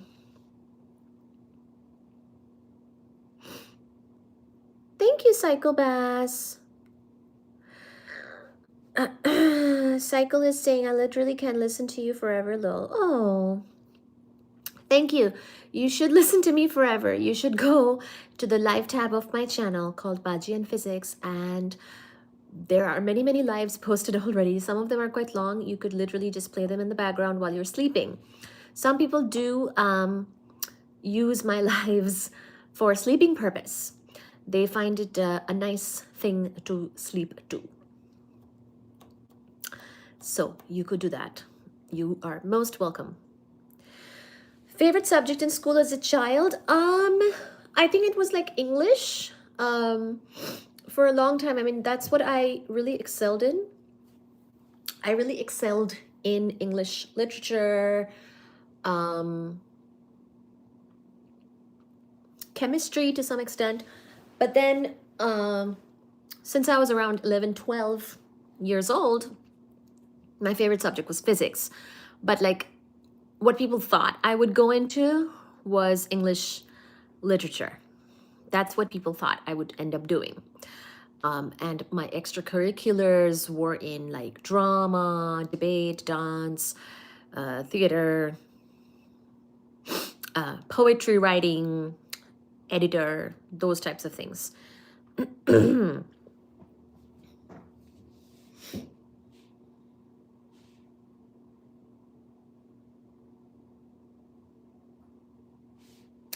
So, I have allergies. I have allergies. I have to take an allergy med. But sometimes I'm out.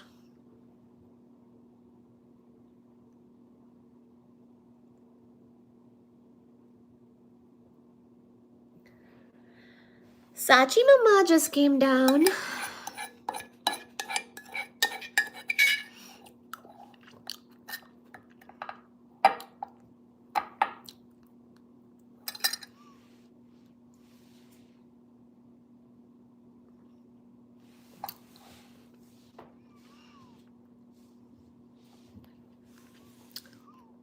At least we know you aren't flawless after all.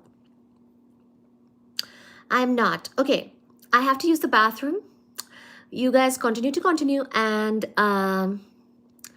dominate the chat. Try to rewind if you would like to catch the astrophysics part of this live. Say hi to Baji Baba.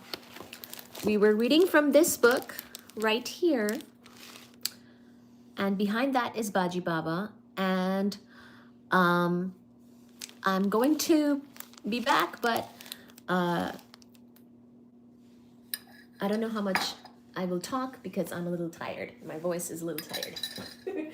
So there is that. But enjoy, guys. Enjoy.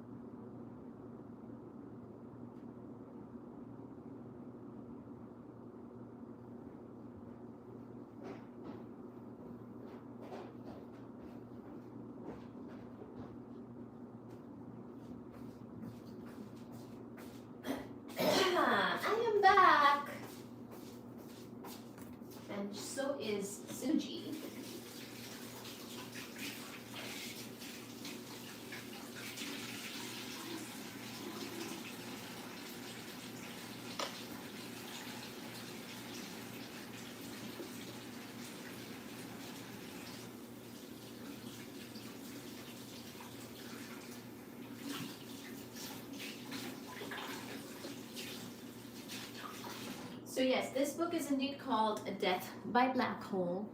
I know some people were asking, by Neil deGrasse Tyson. Sorry if you couldn't see that too well. Cosmic Quandaries. Death by Black Hole and Other Cosmic Quandaries is what's going on here. Baji and Suji are with me downstairs. And I am back from utilizing the bathroom. We can certainly chat for a few more minutes.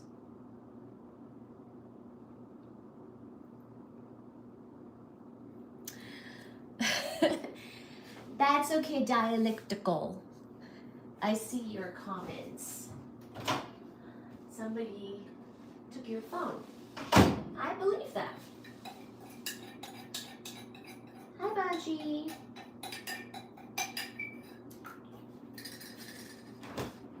So, you know what? Let's leave this in here.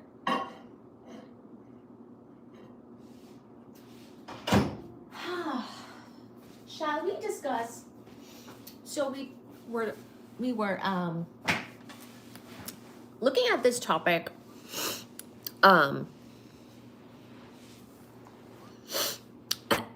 tonight.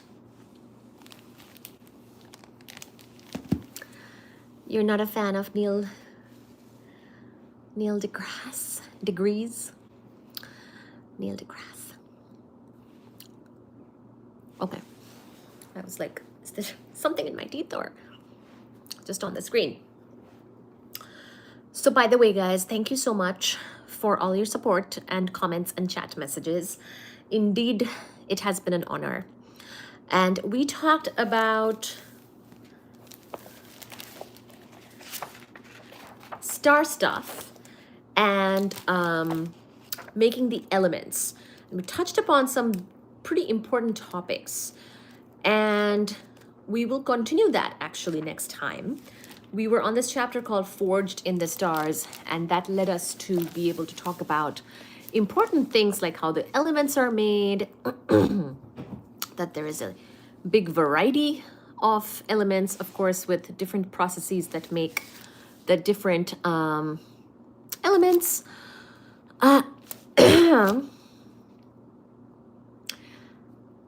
And we also talked about neutron capture and how both the electromagnetic force and the strong nuclear force plays a role in making of the heavier elements. And indeed, protons can repel each other, but then sometimes a neutron is captured by the nucleus. Elemental, exactly. And then that's turned into a proton sometimes. Things like that. So this was very interesting. We also talked about the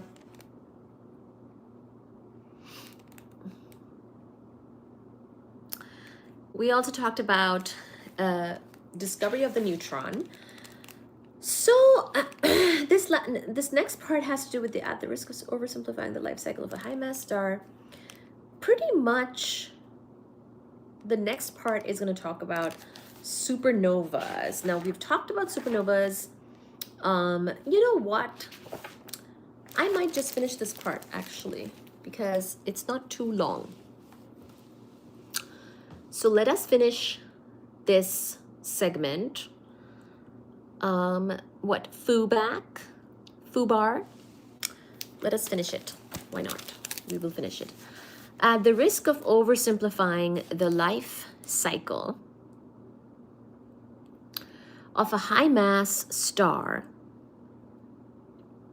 it is sufficient to recognize that a star is in the business of making and releasing energy, which helps to support the star against gravity. Without it, the big ball of gas would simply collapse under its own weight. A star's core, after having converted its hydrogen supply into helium, will next fuse helium into carbon.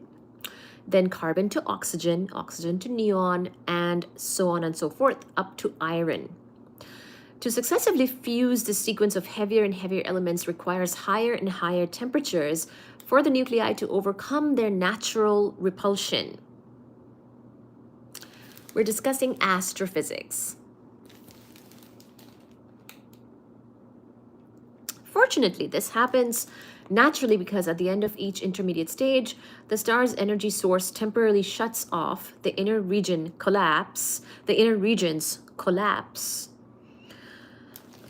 This is Death by Black Hole by Neil deGrasse Tyson.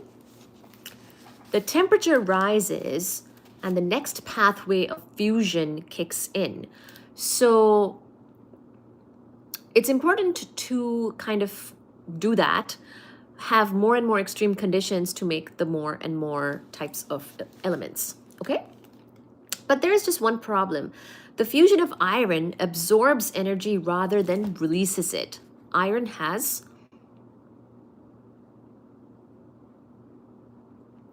a very stable nucleus.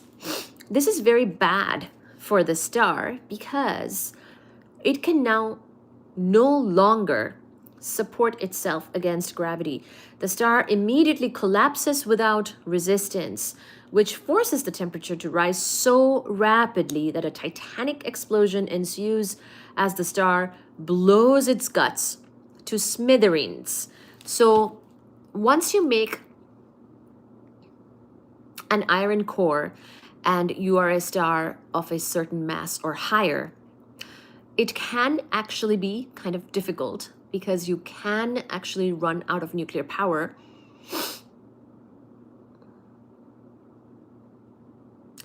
Because iron is very stable. So you might not be able to keep on doing, in many cases, you're not able to keep on doing the nuclear. Binged until 3 a.m. last night. Yes, we're going to get there tonight as well. So during the explosion, the star's luminosity can increase 1 billion-fold. So you already know what we're talking about. It's a supernova. We call them supernovas, although I always felt that the term super-duper novas would be more appropriate. Throughout the supernova explosion, the availability of neutrons, protons, and energy enable elements to be created in many different ways.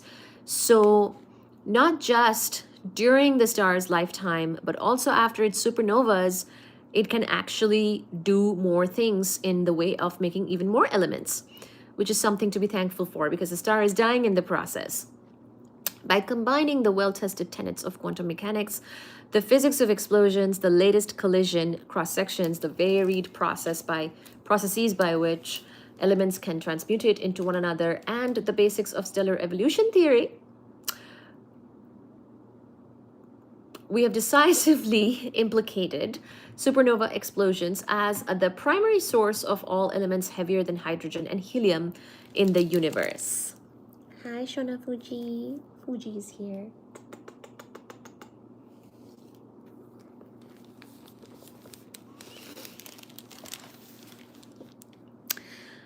With supernova,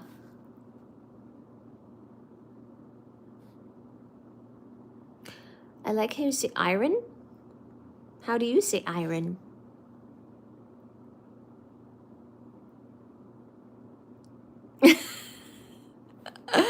With supernovas as a smoking gun, they got to solve one other problem for free. When you forge elements heavier than hydrogen and helium inside stars, it does the rest of the universe no good unless those elements are somehow cast forth to enter. Oh, hello Fuji. This is where Fuji will be sitting now, so I cannot read anymore. Thank you, darling. Iron, iron, iron, iron, iron, iron, iron.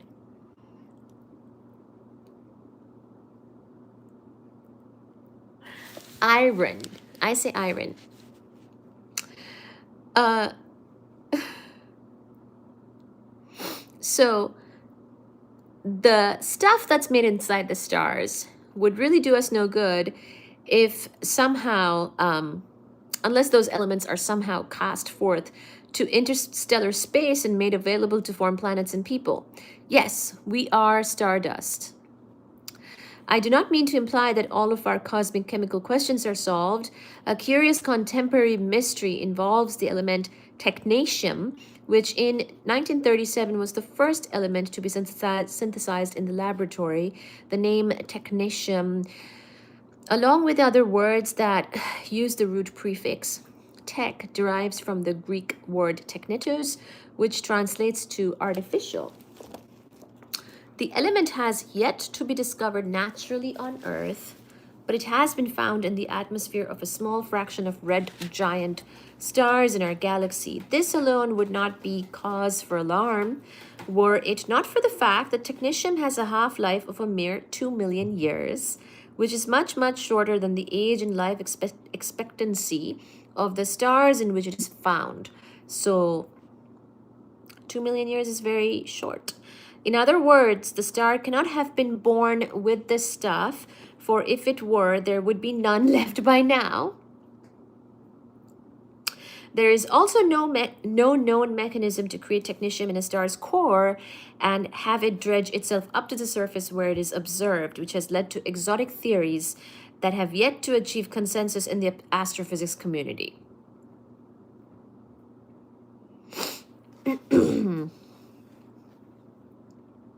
Your parents wishing you to enjoy life. I agree. We need to enjoy life. Red giants with peculiar chemical properties are rare, but nonetheless common enough for there to be a cater of astrophysicists, mostly spectroscopists, who specialize in the subject. In fact, my professional research interests sufficiently overlap the subject for me to be a regular recipient of the internationally distributed newsletter of chemically peculiar red giant stars, not available on the newsstand. It typically contains conference news and updates on research in progress. So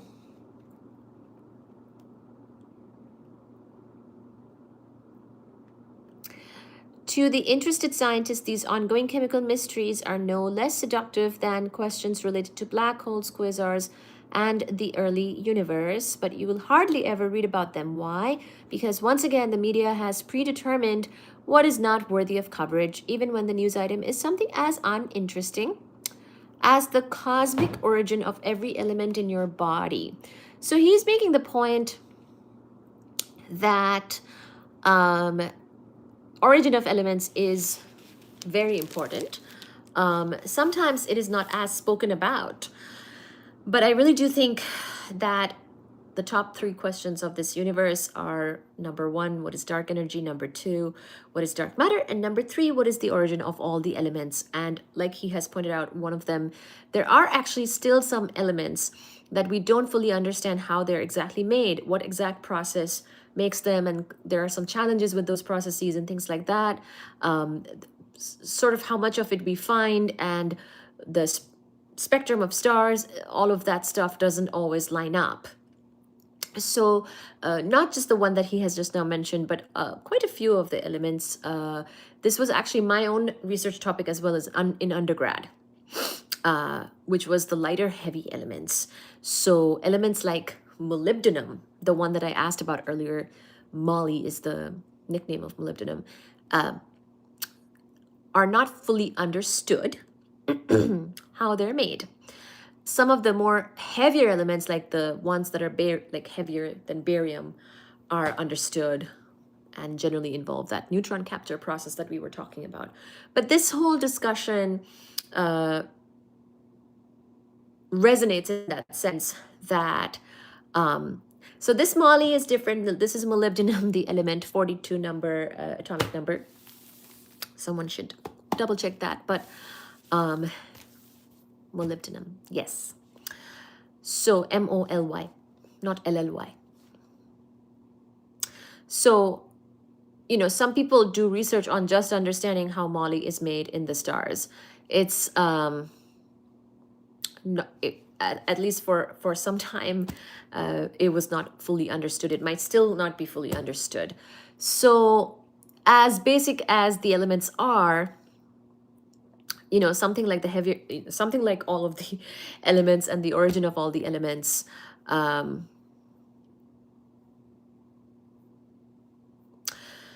is not something that we end up all discussing as much as some other topics. So he's kind of making that point. And so we must remember, of course, that all the elements heavier than hydrogen, helium come from stars, and there is a variety of processes that contribute to making the variety of elements. It's not the same process that's making every element. And so if you get into the details of that, there is a lot to consider, and some of them are still a mystery. So this is for those people who are interested in various astrophysics topics. This is also an open research question, understanding all of the different elements and how they were made. So if you study dark energy, dark matter, origin of elements, those are all, I would say, some of the top, if not the top 3 questions.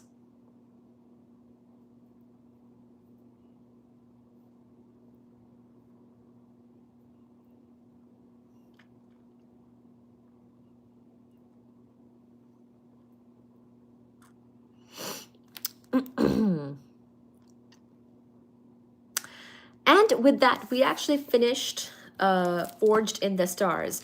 This is the book that we were reading, along with our own discussions. The book is called Death by Black Hole by Neil deGrasse Tyson, who is, of course, a well-known person in astrophysics, and has hosted a show that many of you know about. So we have been reading some excerpts from the book. We covered a couple of really interesting chapters. Last night we talked about dust to dust, and we talked about the stars and evolution of our universe to some extent, and stars and things like that, which was really, really interesting. So if you did not catch that, please do go find it in the channel under the live tab. We covered that last night. Today we talked about the elements and how they're forged in stars. We all are made of these elements, right? So it should be something that deeply resonates with all of us. And then we will continue. We will find some more interesting topics in astrophysics and cosmology to continue with in the upcoming lives as well. Tomorrow, the day after, things like that. If you have any requests, you should put them in the chat, or you should leave me a comment on my various videos that are published. So by the way, we make a lot of clips, shorts, other videos, so please do go check those out and put your comments in there, because if I miss something in the chat here, I can see the comments. They're published more easily readable by me. So go ahead and do that. If you have any requests, don't feel shy to put things in the comments.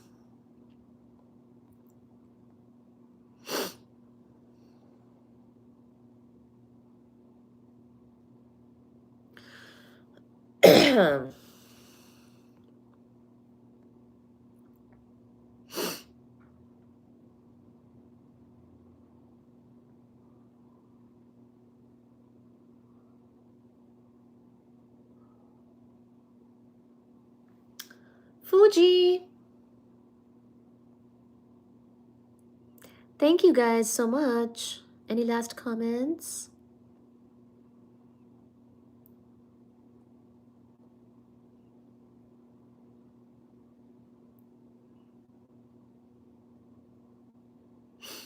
Are you a scientist? Yes.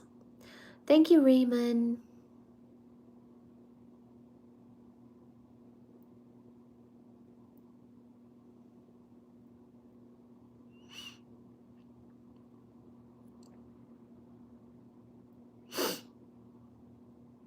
Hello, Ray Costello. Thank you so much.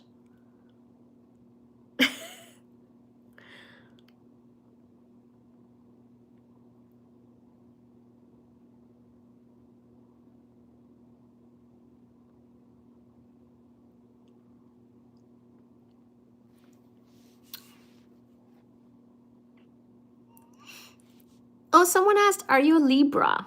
I am. How did you know? I am a Libra. What are you? As in, what's your sign?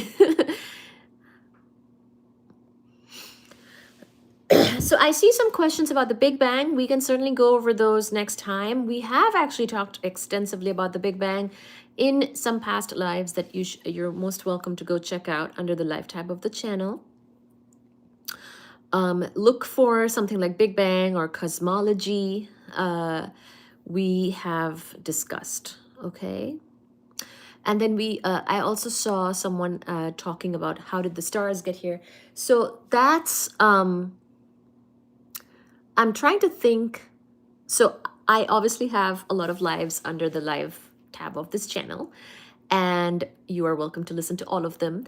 But the ones where we have talked about, so actually here, if you look at my lives that were probably called something to do with the cosmic microwave background, radiation, or cosmology, Big Bang, find those episodes because those will have discussions on how we got the stars. So of course, the Big Bang is the current most successful theory for the beginning of the universe. It's a singularity. It's how we got started. But I do want to clarify very quickly, even though we don't have time tonight to go into the full details, that there were no stars shortly after the Big Bang. It was not until much later that we got stars, okay? So don't even worry about stars. The CMB, or the cosmic microwave background radiation signature photons, are from when the universe was around 300 to 400,000 years old.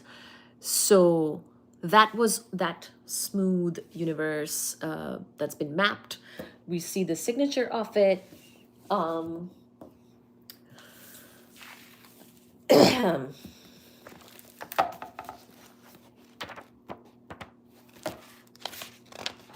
will show you.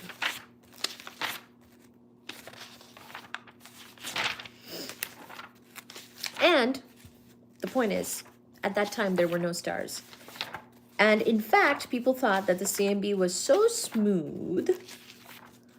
How did we even get the first stars and galaxies? Because stars and galaxies would mean that there is a clumping happening of matter,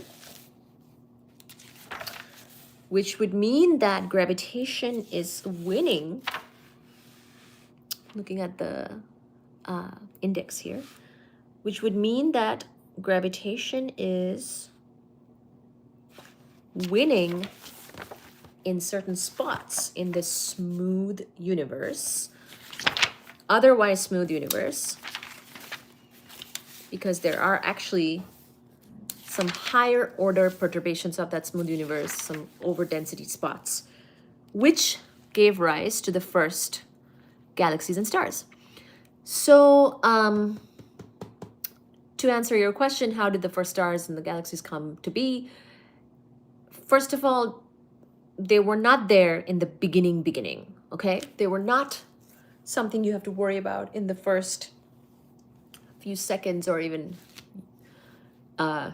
years or even thousands of years, okay, of the universe. And a lot happened in the very early moments of the universe, just after the Big Bang. We were talking at one point on the lives about 10 to the minus 43 seconds in after the Big Bang. So, you know, there's a lot of thought that has gone into the early universe, and these types of times are quite different than the times where we started to have galaxies and stars. Okay? So it's not that nothing, stars and galaxies were not there in the beginning. So the question you ask, in other words, is not a trivial one. There is a whole study of the universe and how it evolved, and it's called cosmology, not to be confused with cosmetology, which is the study of makeup and hair, I think. So we do talk about cosmology a lot in these lives as well. We did not too much today, but we have spoken about it in the past, and you should go look at those lives and videos and things like that, because there's definitely a lot to consider in those topics, and I'm happy to discuss, and I have discussed in the past. But a place where you might start is thinking about or looking up the cosmic microwave background, and I have episodes on that. I believe I called the live something like that. So do find them, because that's where you will get some of these. Oh, I have a thing there. Tooth issue. You will find some of your answers, or some of the. It's not like I expect all your answers will be all your questions will be answered, but you will find the pertinent discussion in that topic, okay? Because like I do mention that astronomy, astrophysics, and cosmology are slightly different, right? Astrophysics, we talked about the stars, supernova, elements being made in the stars. That's more like astrophysics, because it concerns the physics inside of those stars, and when the stars die, sort of the physics of that. Ends up being specifically nuclear astrophysics, but that's astrophysics. Observation of, stars and such, or looking for exoplanets would be like astronomy. But understanding the evolution of the universe, something like what you asked about the stars being made, or where did these galaxies come from, distribution of matter in the entire universe, in other words, large-scale structure is another term for it. That is cosmology. And so good question. It's not a trivial topic, okay?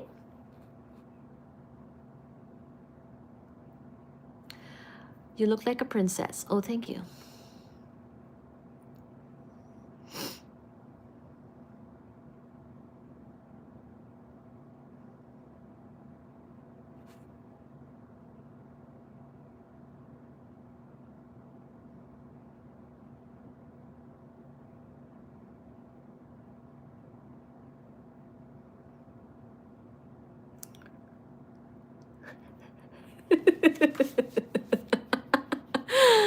Oh, goodness. Thank you. I got them both myself. Well, this one was sent to me. That one.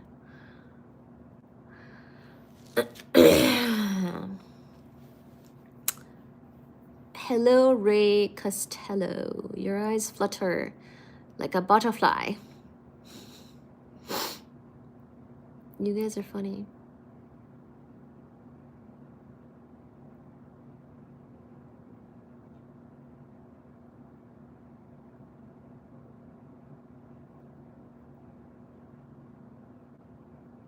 Adderall? Why? Do you think I'm on Adderall? Why would you say that?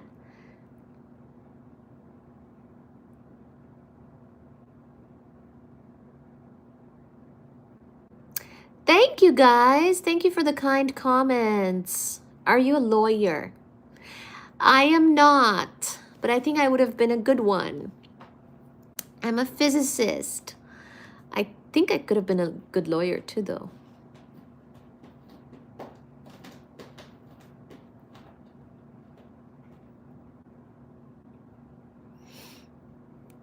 Aw, Ray Costello has said, your eyes are warm, deep, and soulful, and your voice permeates on lyrical resonances. That's quite a nice long sentence. I like it a lot. Thank you so very much. Cosmology is better than cosmetology. says Adam. Hi, Baji Baba. It's Baji Baba's time to get attention. Baji Baba. Come, Baji. Come, Baji. My child wants me. Baji Baba. If you're joining, please do like, share, subscribe, and if you're on the desktop, I don't know if you can rewind on the mobile devices, but please try to rewind and catch the whole episode. We've talked about various topics and especially astrophysics tonight. So have fun and rewind.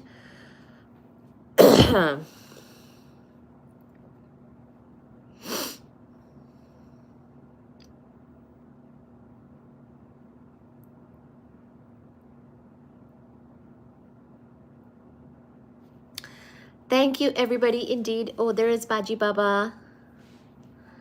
I might be saying goodnight very soon here. So thank you so very much. And Adam, I saw your email comment.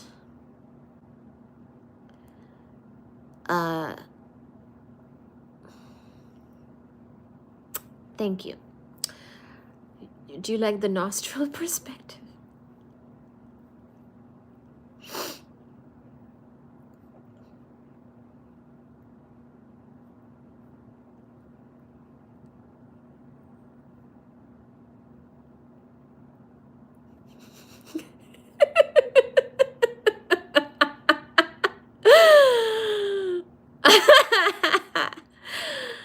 This one is nice. Somebody said,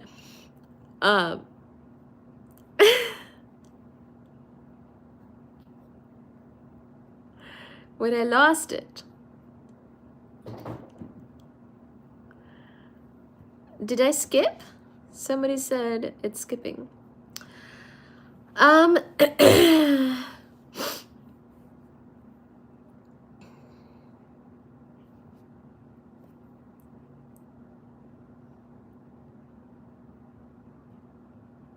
People have been too kind.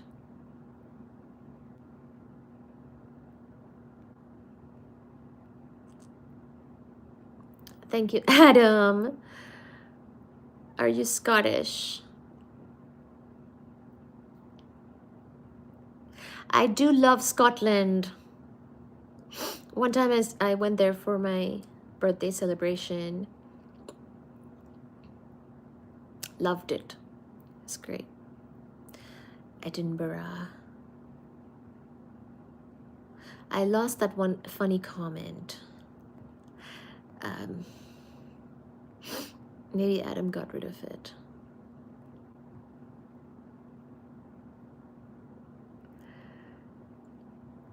So I could be wrong, but as far as I know anyways, there is no before the Big Bang, you know. The Big Bang is time equal to 0. So the concept of time before the Big Bang is not a thing. Okay.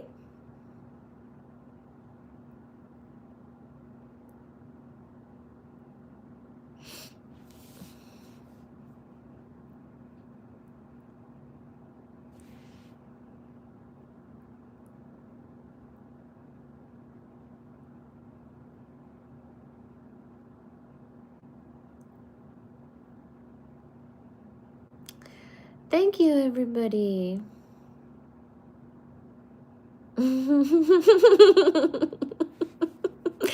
I'm still thinking about that comment, but I can't find it. Hello, Jose. Hello, Abhishek. To embrace you would be, oh gosh. Ooh, I listened to the most appropriate song today, appropriate for this channel. Maybe I'll share that song with you guys.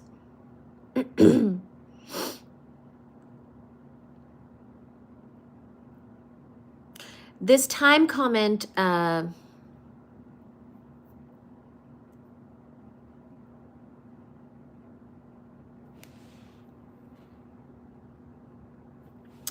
oh, thank you for subscribing, Jose. Really appreciate you. Welcome to the channel, my friend.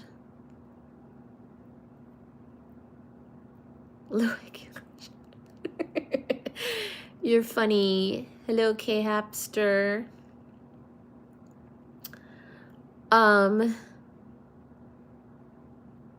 Okay, so let me go back to my Amazon Music app and tell you guys about the song, which maybe I can play a little bit.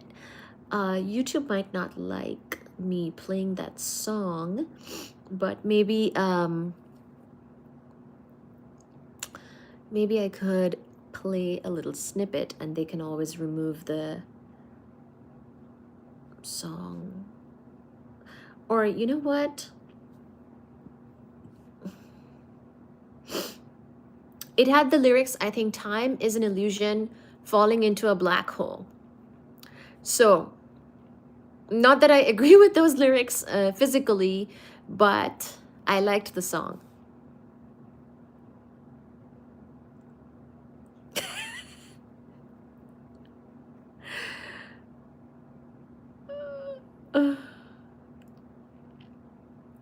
Well, at least I don't pay for Amazon Music, so it might not actually even let me select a song anyways. But at least I told you the song name. Is it called? It might be this one. Can it at least tell me? Time is an illusion, falling into a black hole.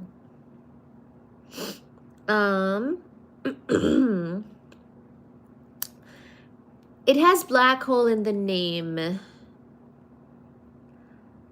Maybe it's called Black Hole Osher Mix?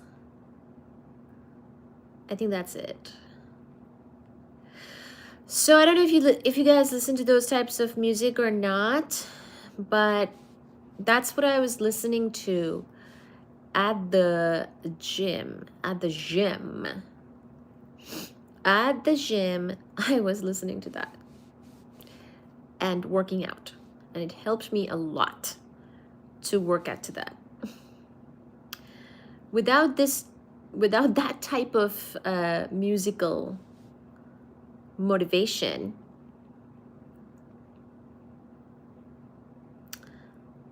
it's hard for me to work out. I have to work out with such music.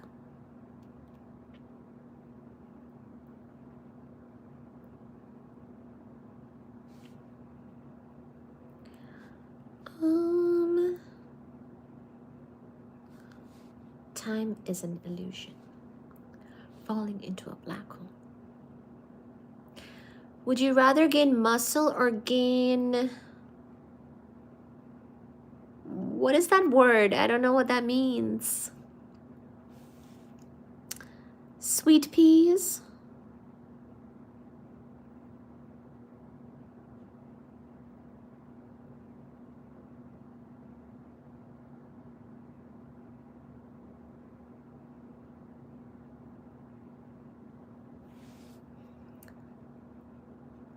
What does that mean? Gain what? What is that? Is that a word that I know not of? That I know not of.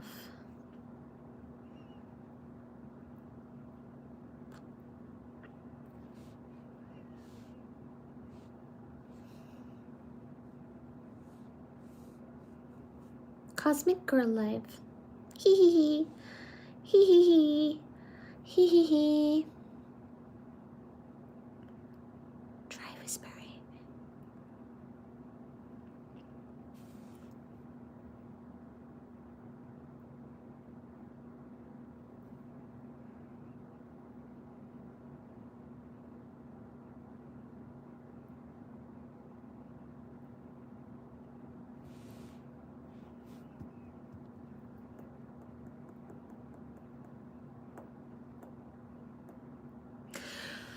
So, are you asking about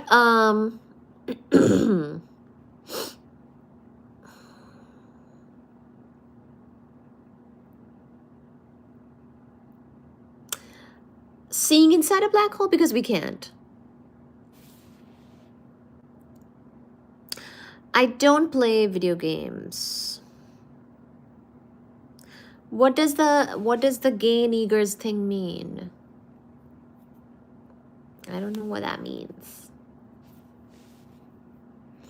I want to gain muscle enough to like carry my groceries and go up and down stairs comfortably and with tenacity and endurance. So I want to maintain and gain muscle. But I don't know if I want to be super bulky. I don't have the patience for that. I see some people at the gym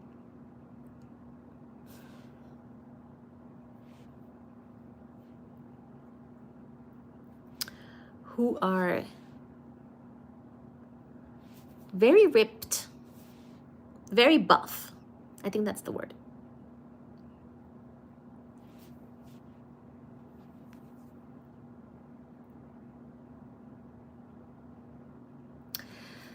Good morning, Gary.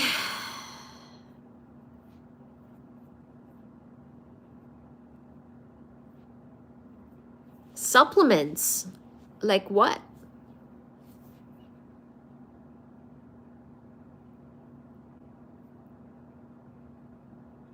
Not really. I know I should take protein. I just rely on chickpeas for my protein. You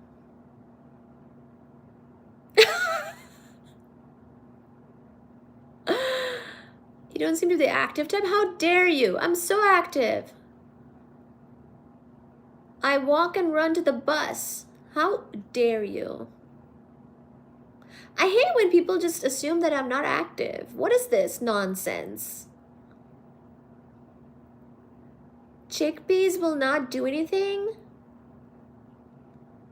No, I'm not vegan because I eat dairy and eggs. I also eat eggs for protein. I eat eggs, dairy, and chickpeas for protein. Is that not enough? Is that why I don't have enough muscle?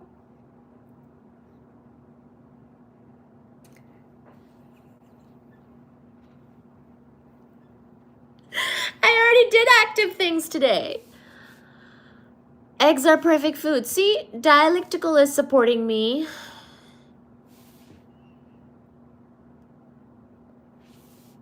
I need tuna. I don't like fish.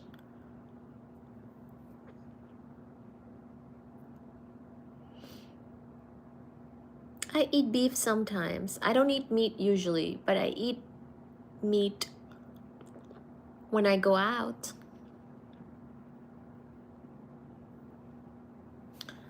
Do I not have muscles?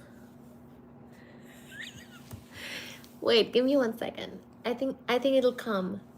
Ah. Do you see this?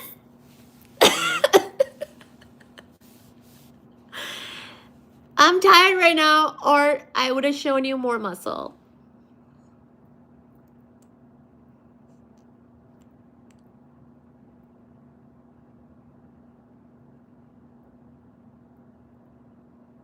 Testosterone? What? I need steak? I don't like steak.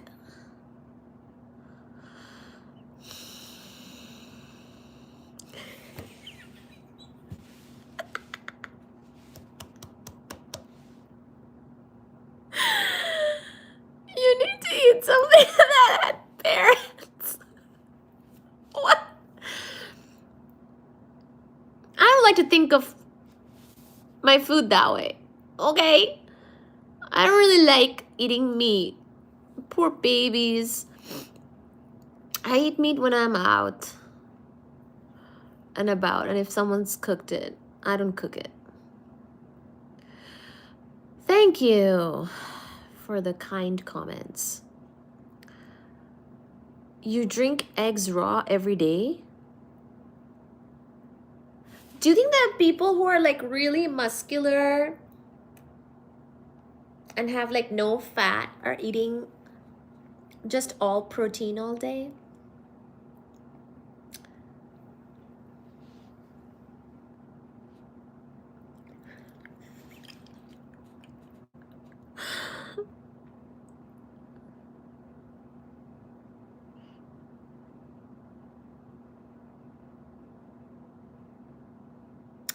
Hi, KG. KG is saying proteins are just long forms of amino acid that bundle differently than amino acid chains found in plants.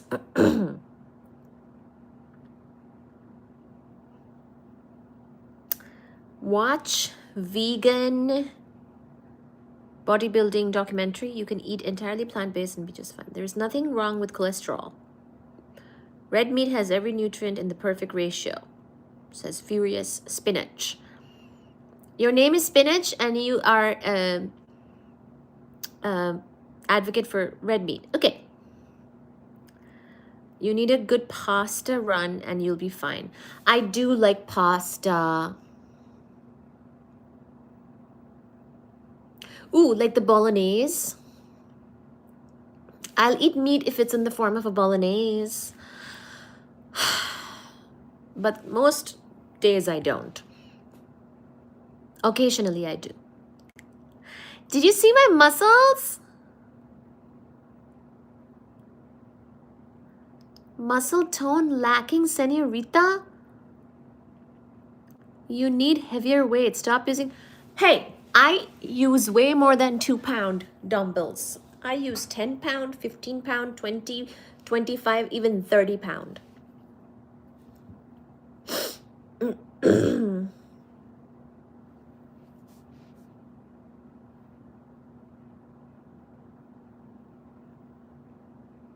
Look at how many people are giving their suggestions.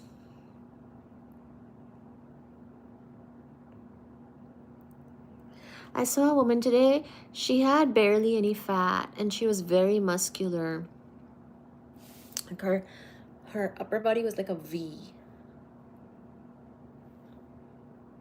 Do you think she eats beef a lot? Maybe I'll ask her. I don't think I want to be a V. Like that bad, like that much of a V, but I'm just curious. I'm curious what she eats.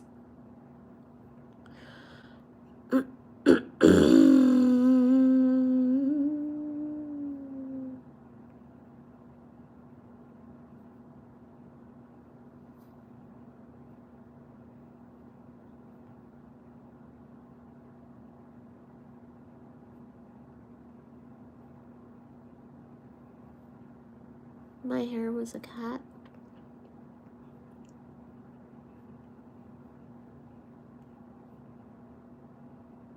Oh, dialectical. Thank you. See, out of all these, dialectical understood me. She's already glowing. I wouldn't change anything if I were her. Thank you. Thank you, my friend. Correct answer. Bacon carbonara. Fine. Was that Adam who said 4 eggs a day keeps the doctor away or something? I thought that was funny. Or keeps the insanity away.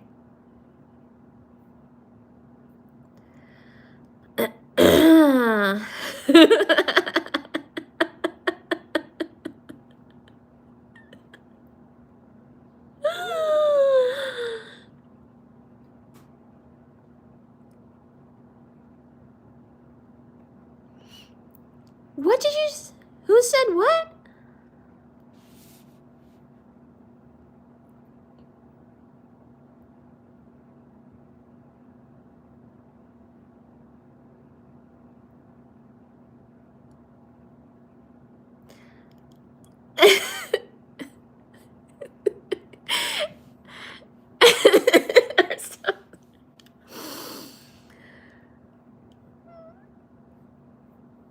This is a physics and cat channel, guys, but currently we're talking about food. I mean, last night we talked about God, so I think food should be fine. Let's see your biceps. Which ones are the biceps again? I saw some beautifully tanned stick in the shape of a stick in the shape of bicep. Noodle arms. I like turtles. I want you to see. So I don't curl a 30-pound. I squat with some dumbbells. I also do leg press, and then I go like this shoulder press with 15 and 15. Actually, I do have some weights at home. I have my 15-pound weights at home because I mean, I didn't get all the weights at home. I go to the gym, but maybe I will do a workout live with you guys sometime, and you can tell me how I'm doing.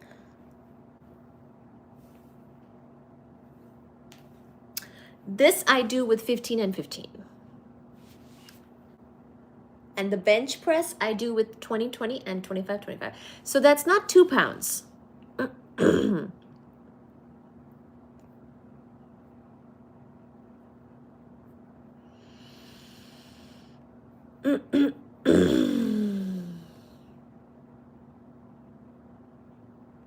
Thank you, Plumbing.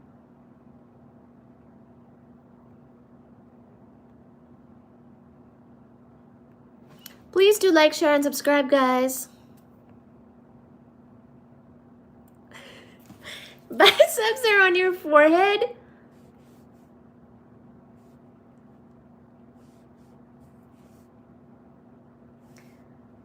You guys. You're too much. You're too funny.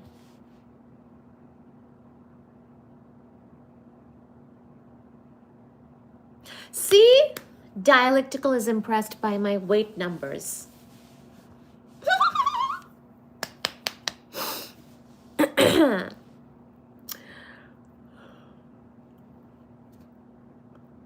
Prime rib or venison? No, no, no, no, no.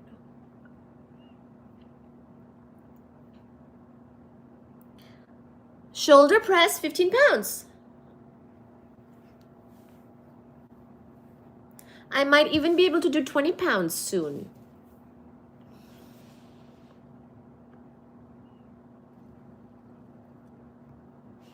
So which one's the tricep?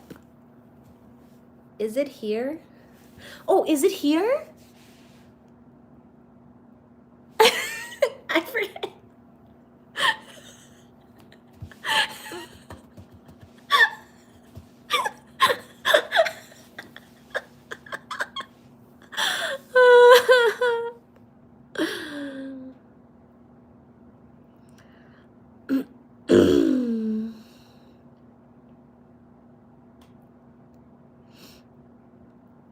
Oh my God. Thank you for your insight, wisdom, and enchantingly feminine essence. Thank you. Thank you, darling. Ray Costello. I appreciate you. I could listen to you as if enchanted by an angelic spell. Hey, can you go listen to all my angelic live stream episodes under the live tab of this channel and put these nice comments there? Thank you so much. I appreciate it. I really do. Spare glutes that I keep in the guest room.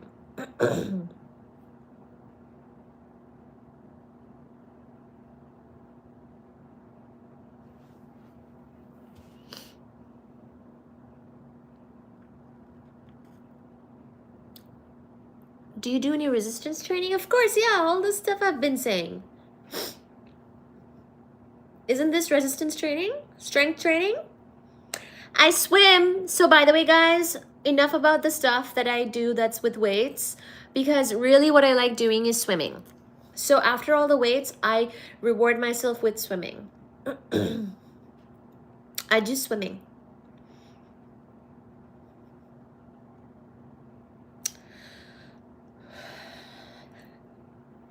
Forehead bicep day.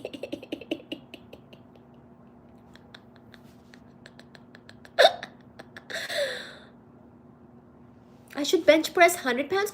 Actually, I bench press 20, 20, 40 or 25, 25, 50. But I do more reps than the men do, I think.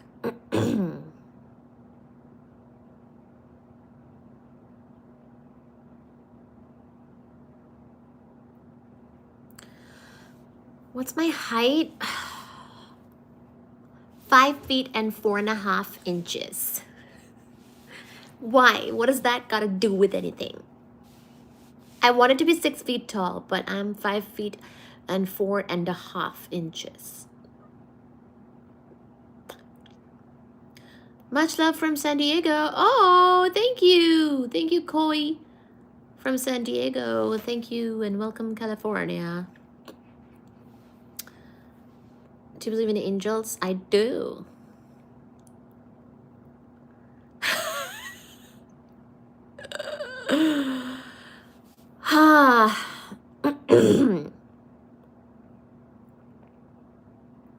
No. I don't swim with the weights. I just swim myself. Like, no weights, just swimming like this.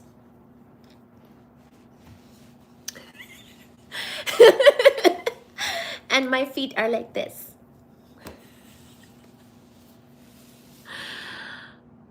I don't know. This is my chlorined skin. I put a cap on my head so that the hair is not messed up with chlorine. And then I take a shower right away. And then I put a Vaseline on my face. Can you swim backwards? No.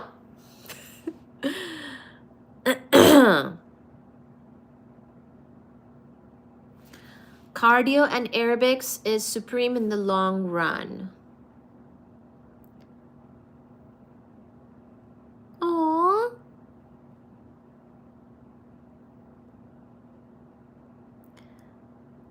For a woman, what? Most women don't throw the half in there.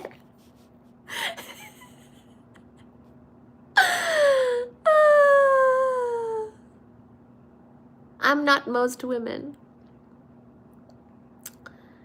Am I tall, you guys? Am I so tall? Am I so tall?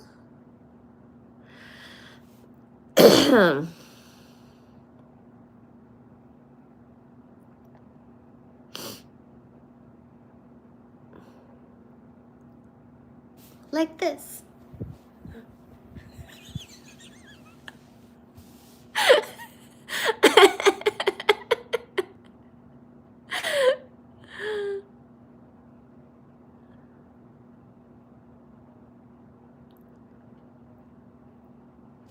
Do your calves get better with swimming? Cause yeah, I do walk and climb a lot of stairs and run to the bus.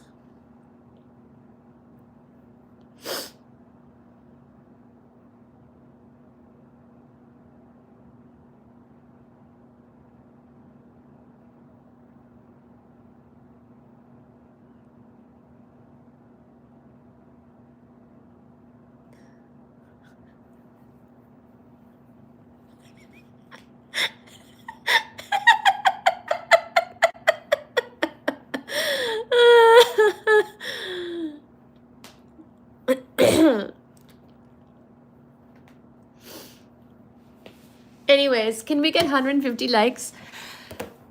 And then I can go to bed. Oh God.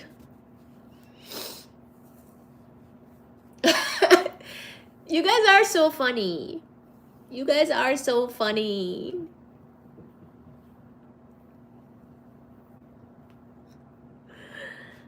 If you stand next to children.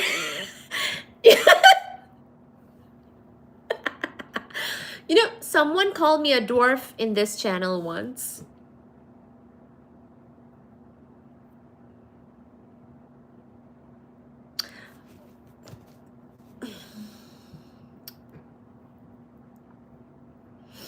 Effervescent.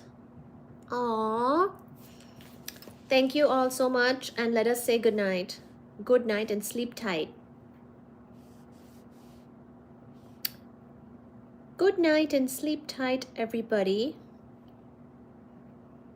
I appreciate you all so very much.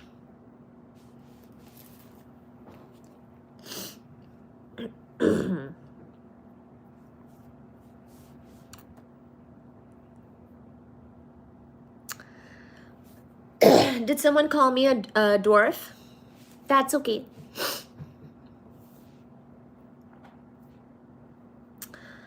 Nighty night to you and the Bengals.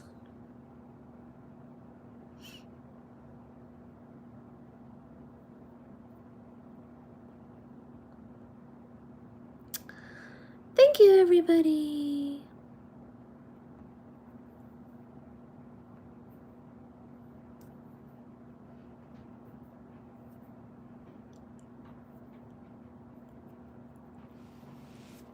Bird bath.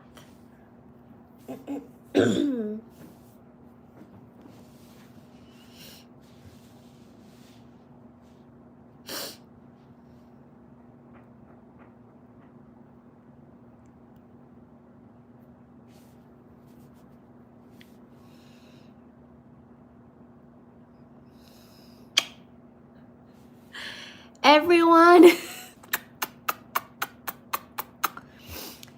good night so much and sleep tight so much until next time, my darlings. Mwah. Good night, sleep tight, stay tall, keep learning physics, and come back to our next live, hopefully very soon, maybe tomorrow, probably tomorrow and the day after, and things like that. Have a great night. Mwah. And we will keep on studying and talking. Okay, bye bye.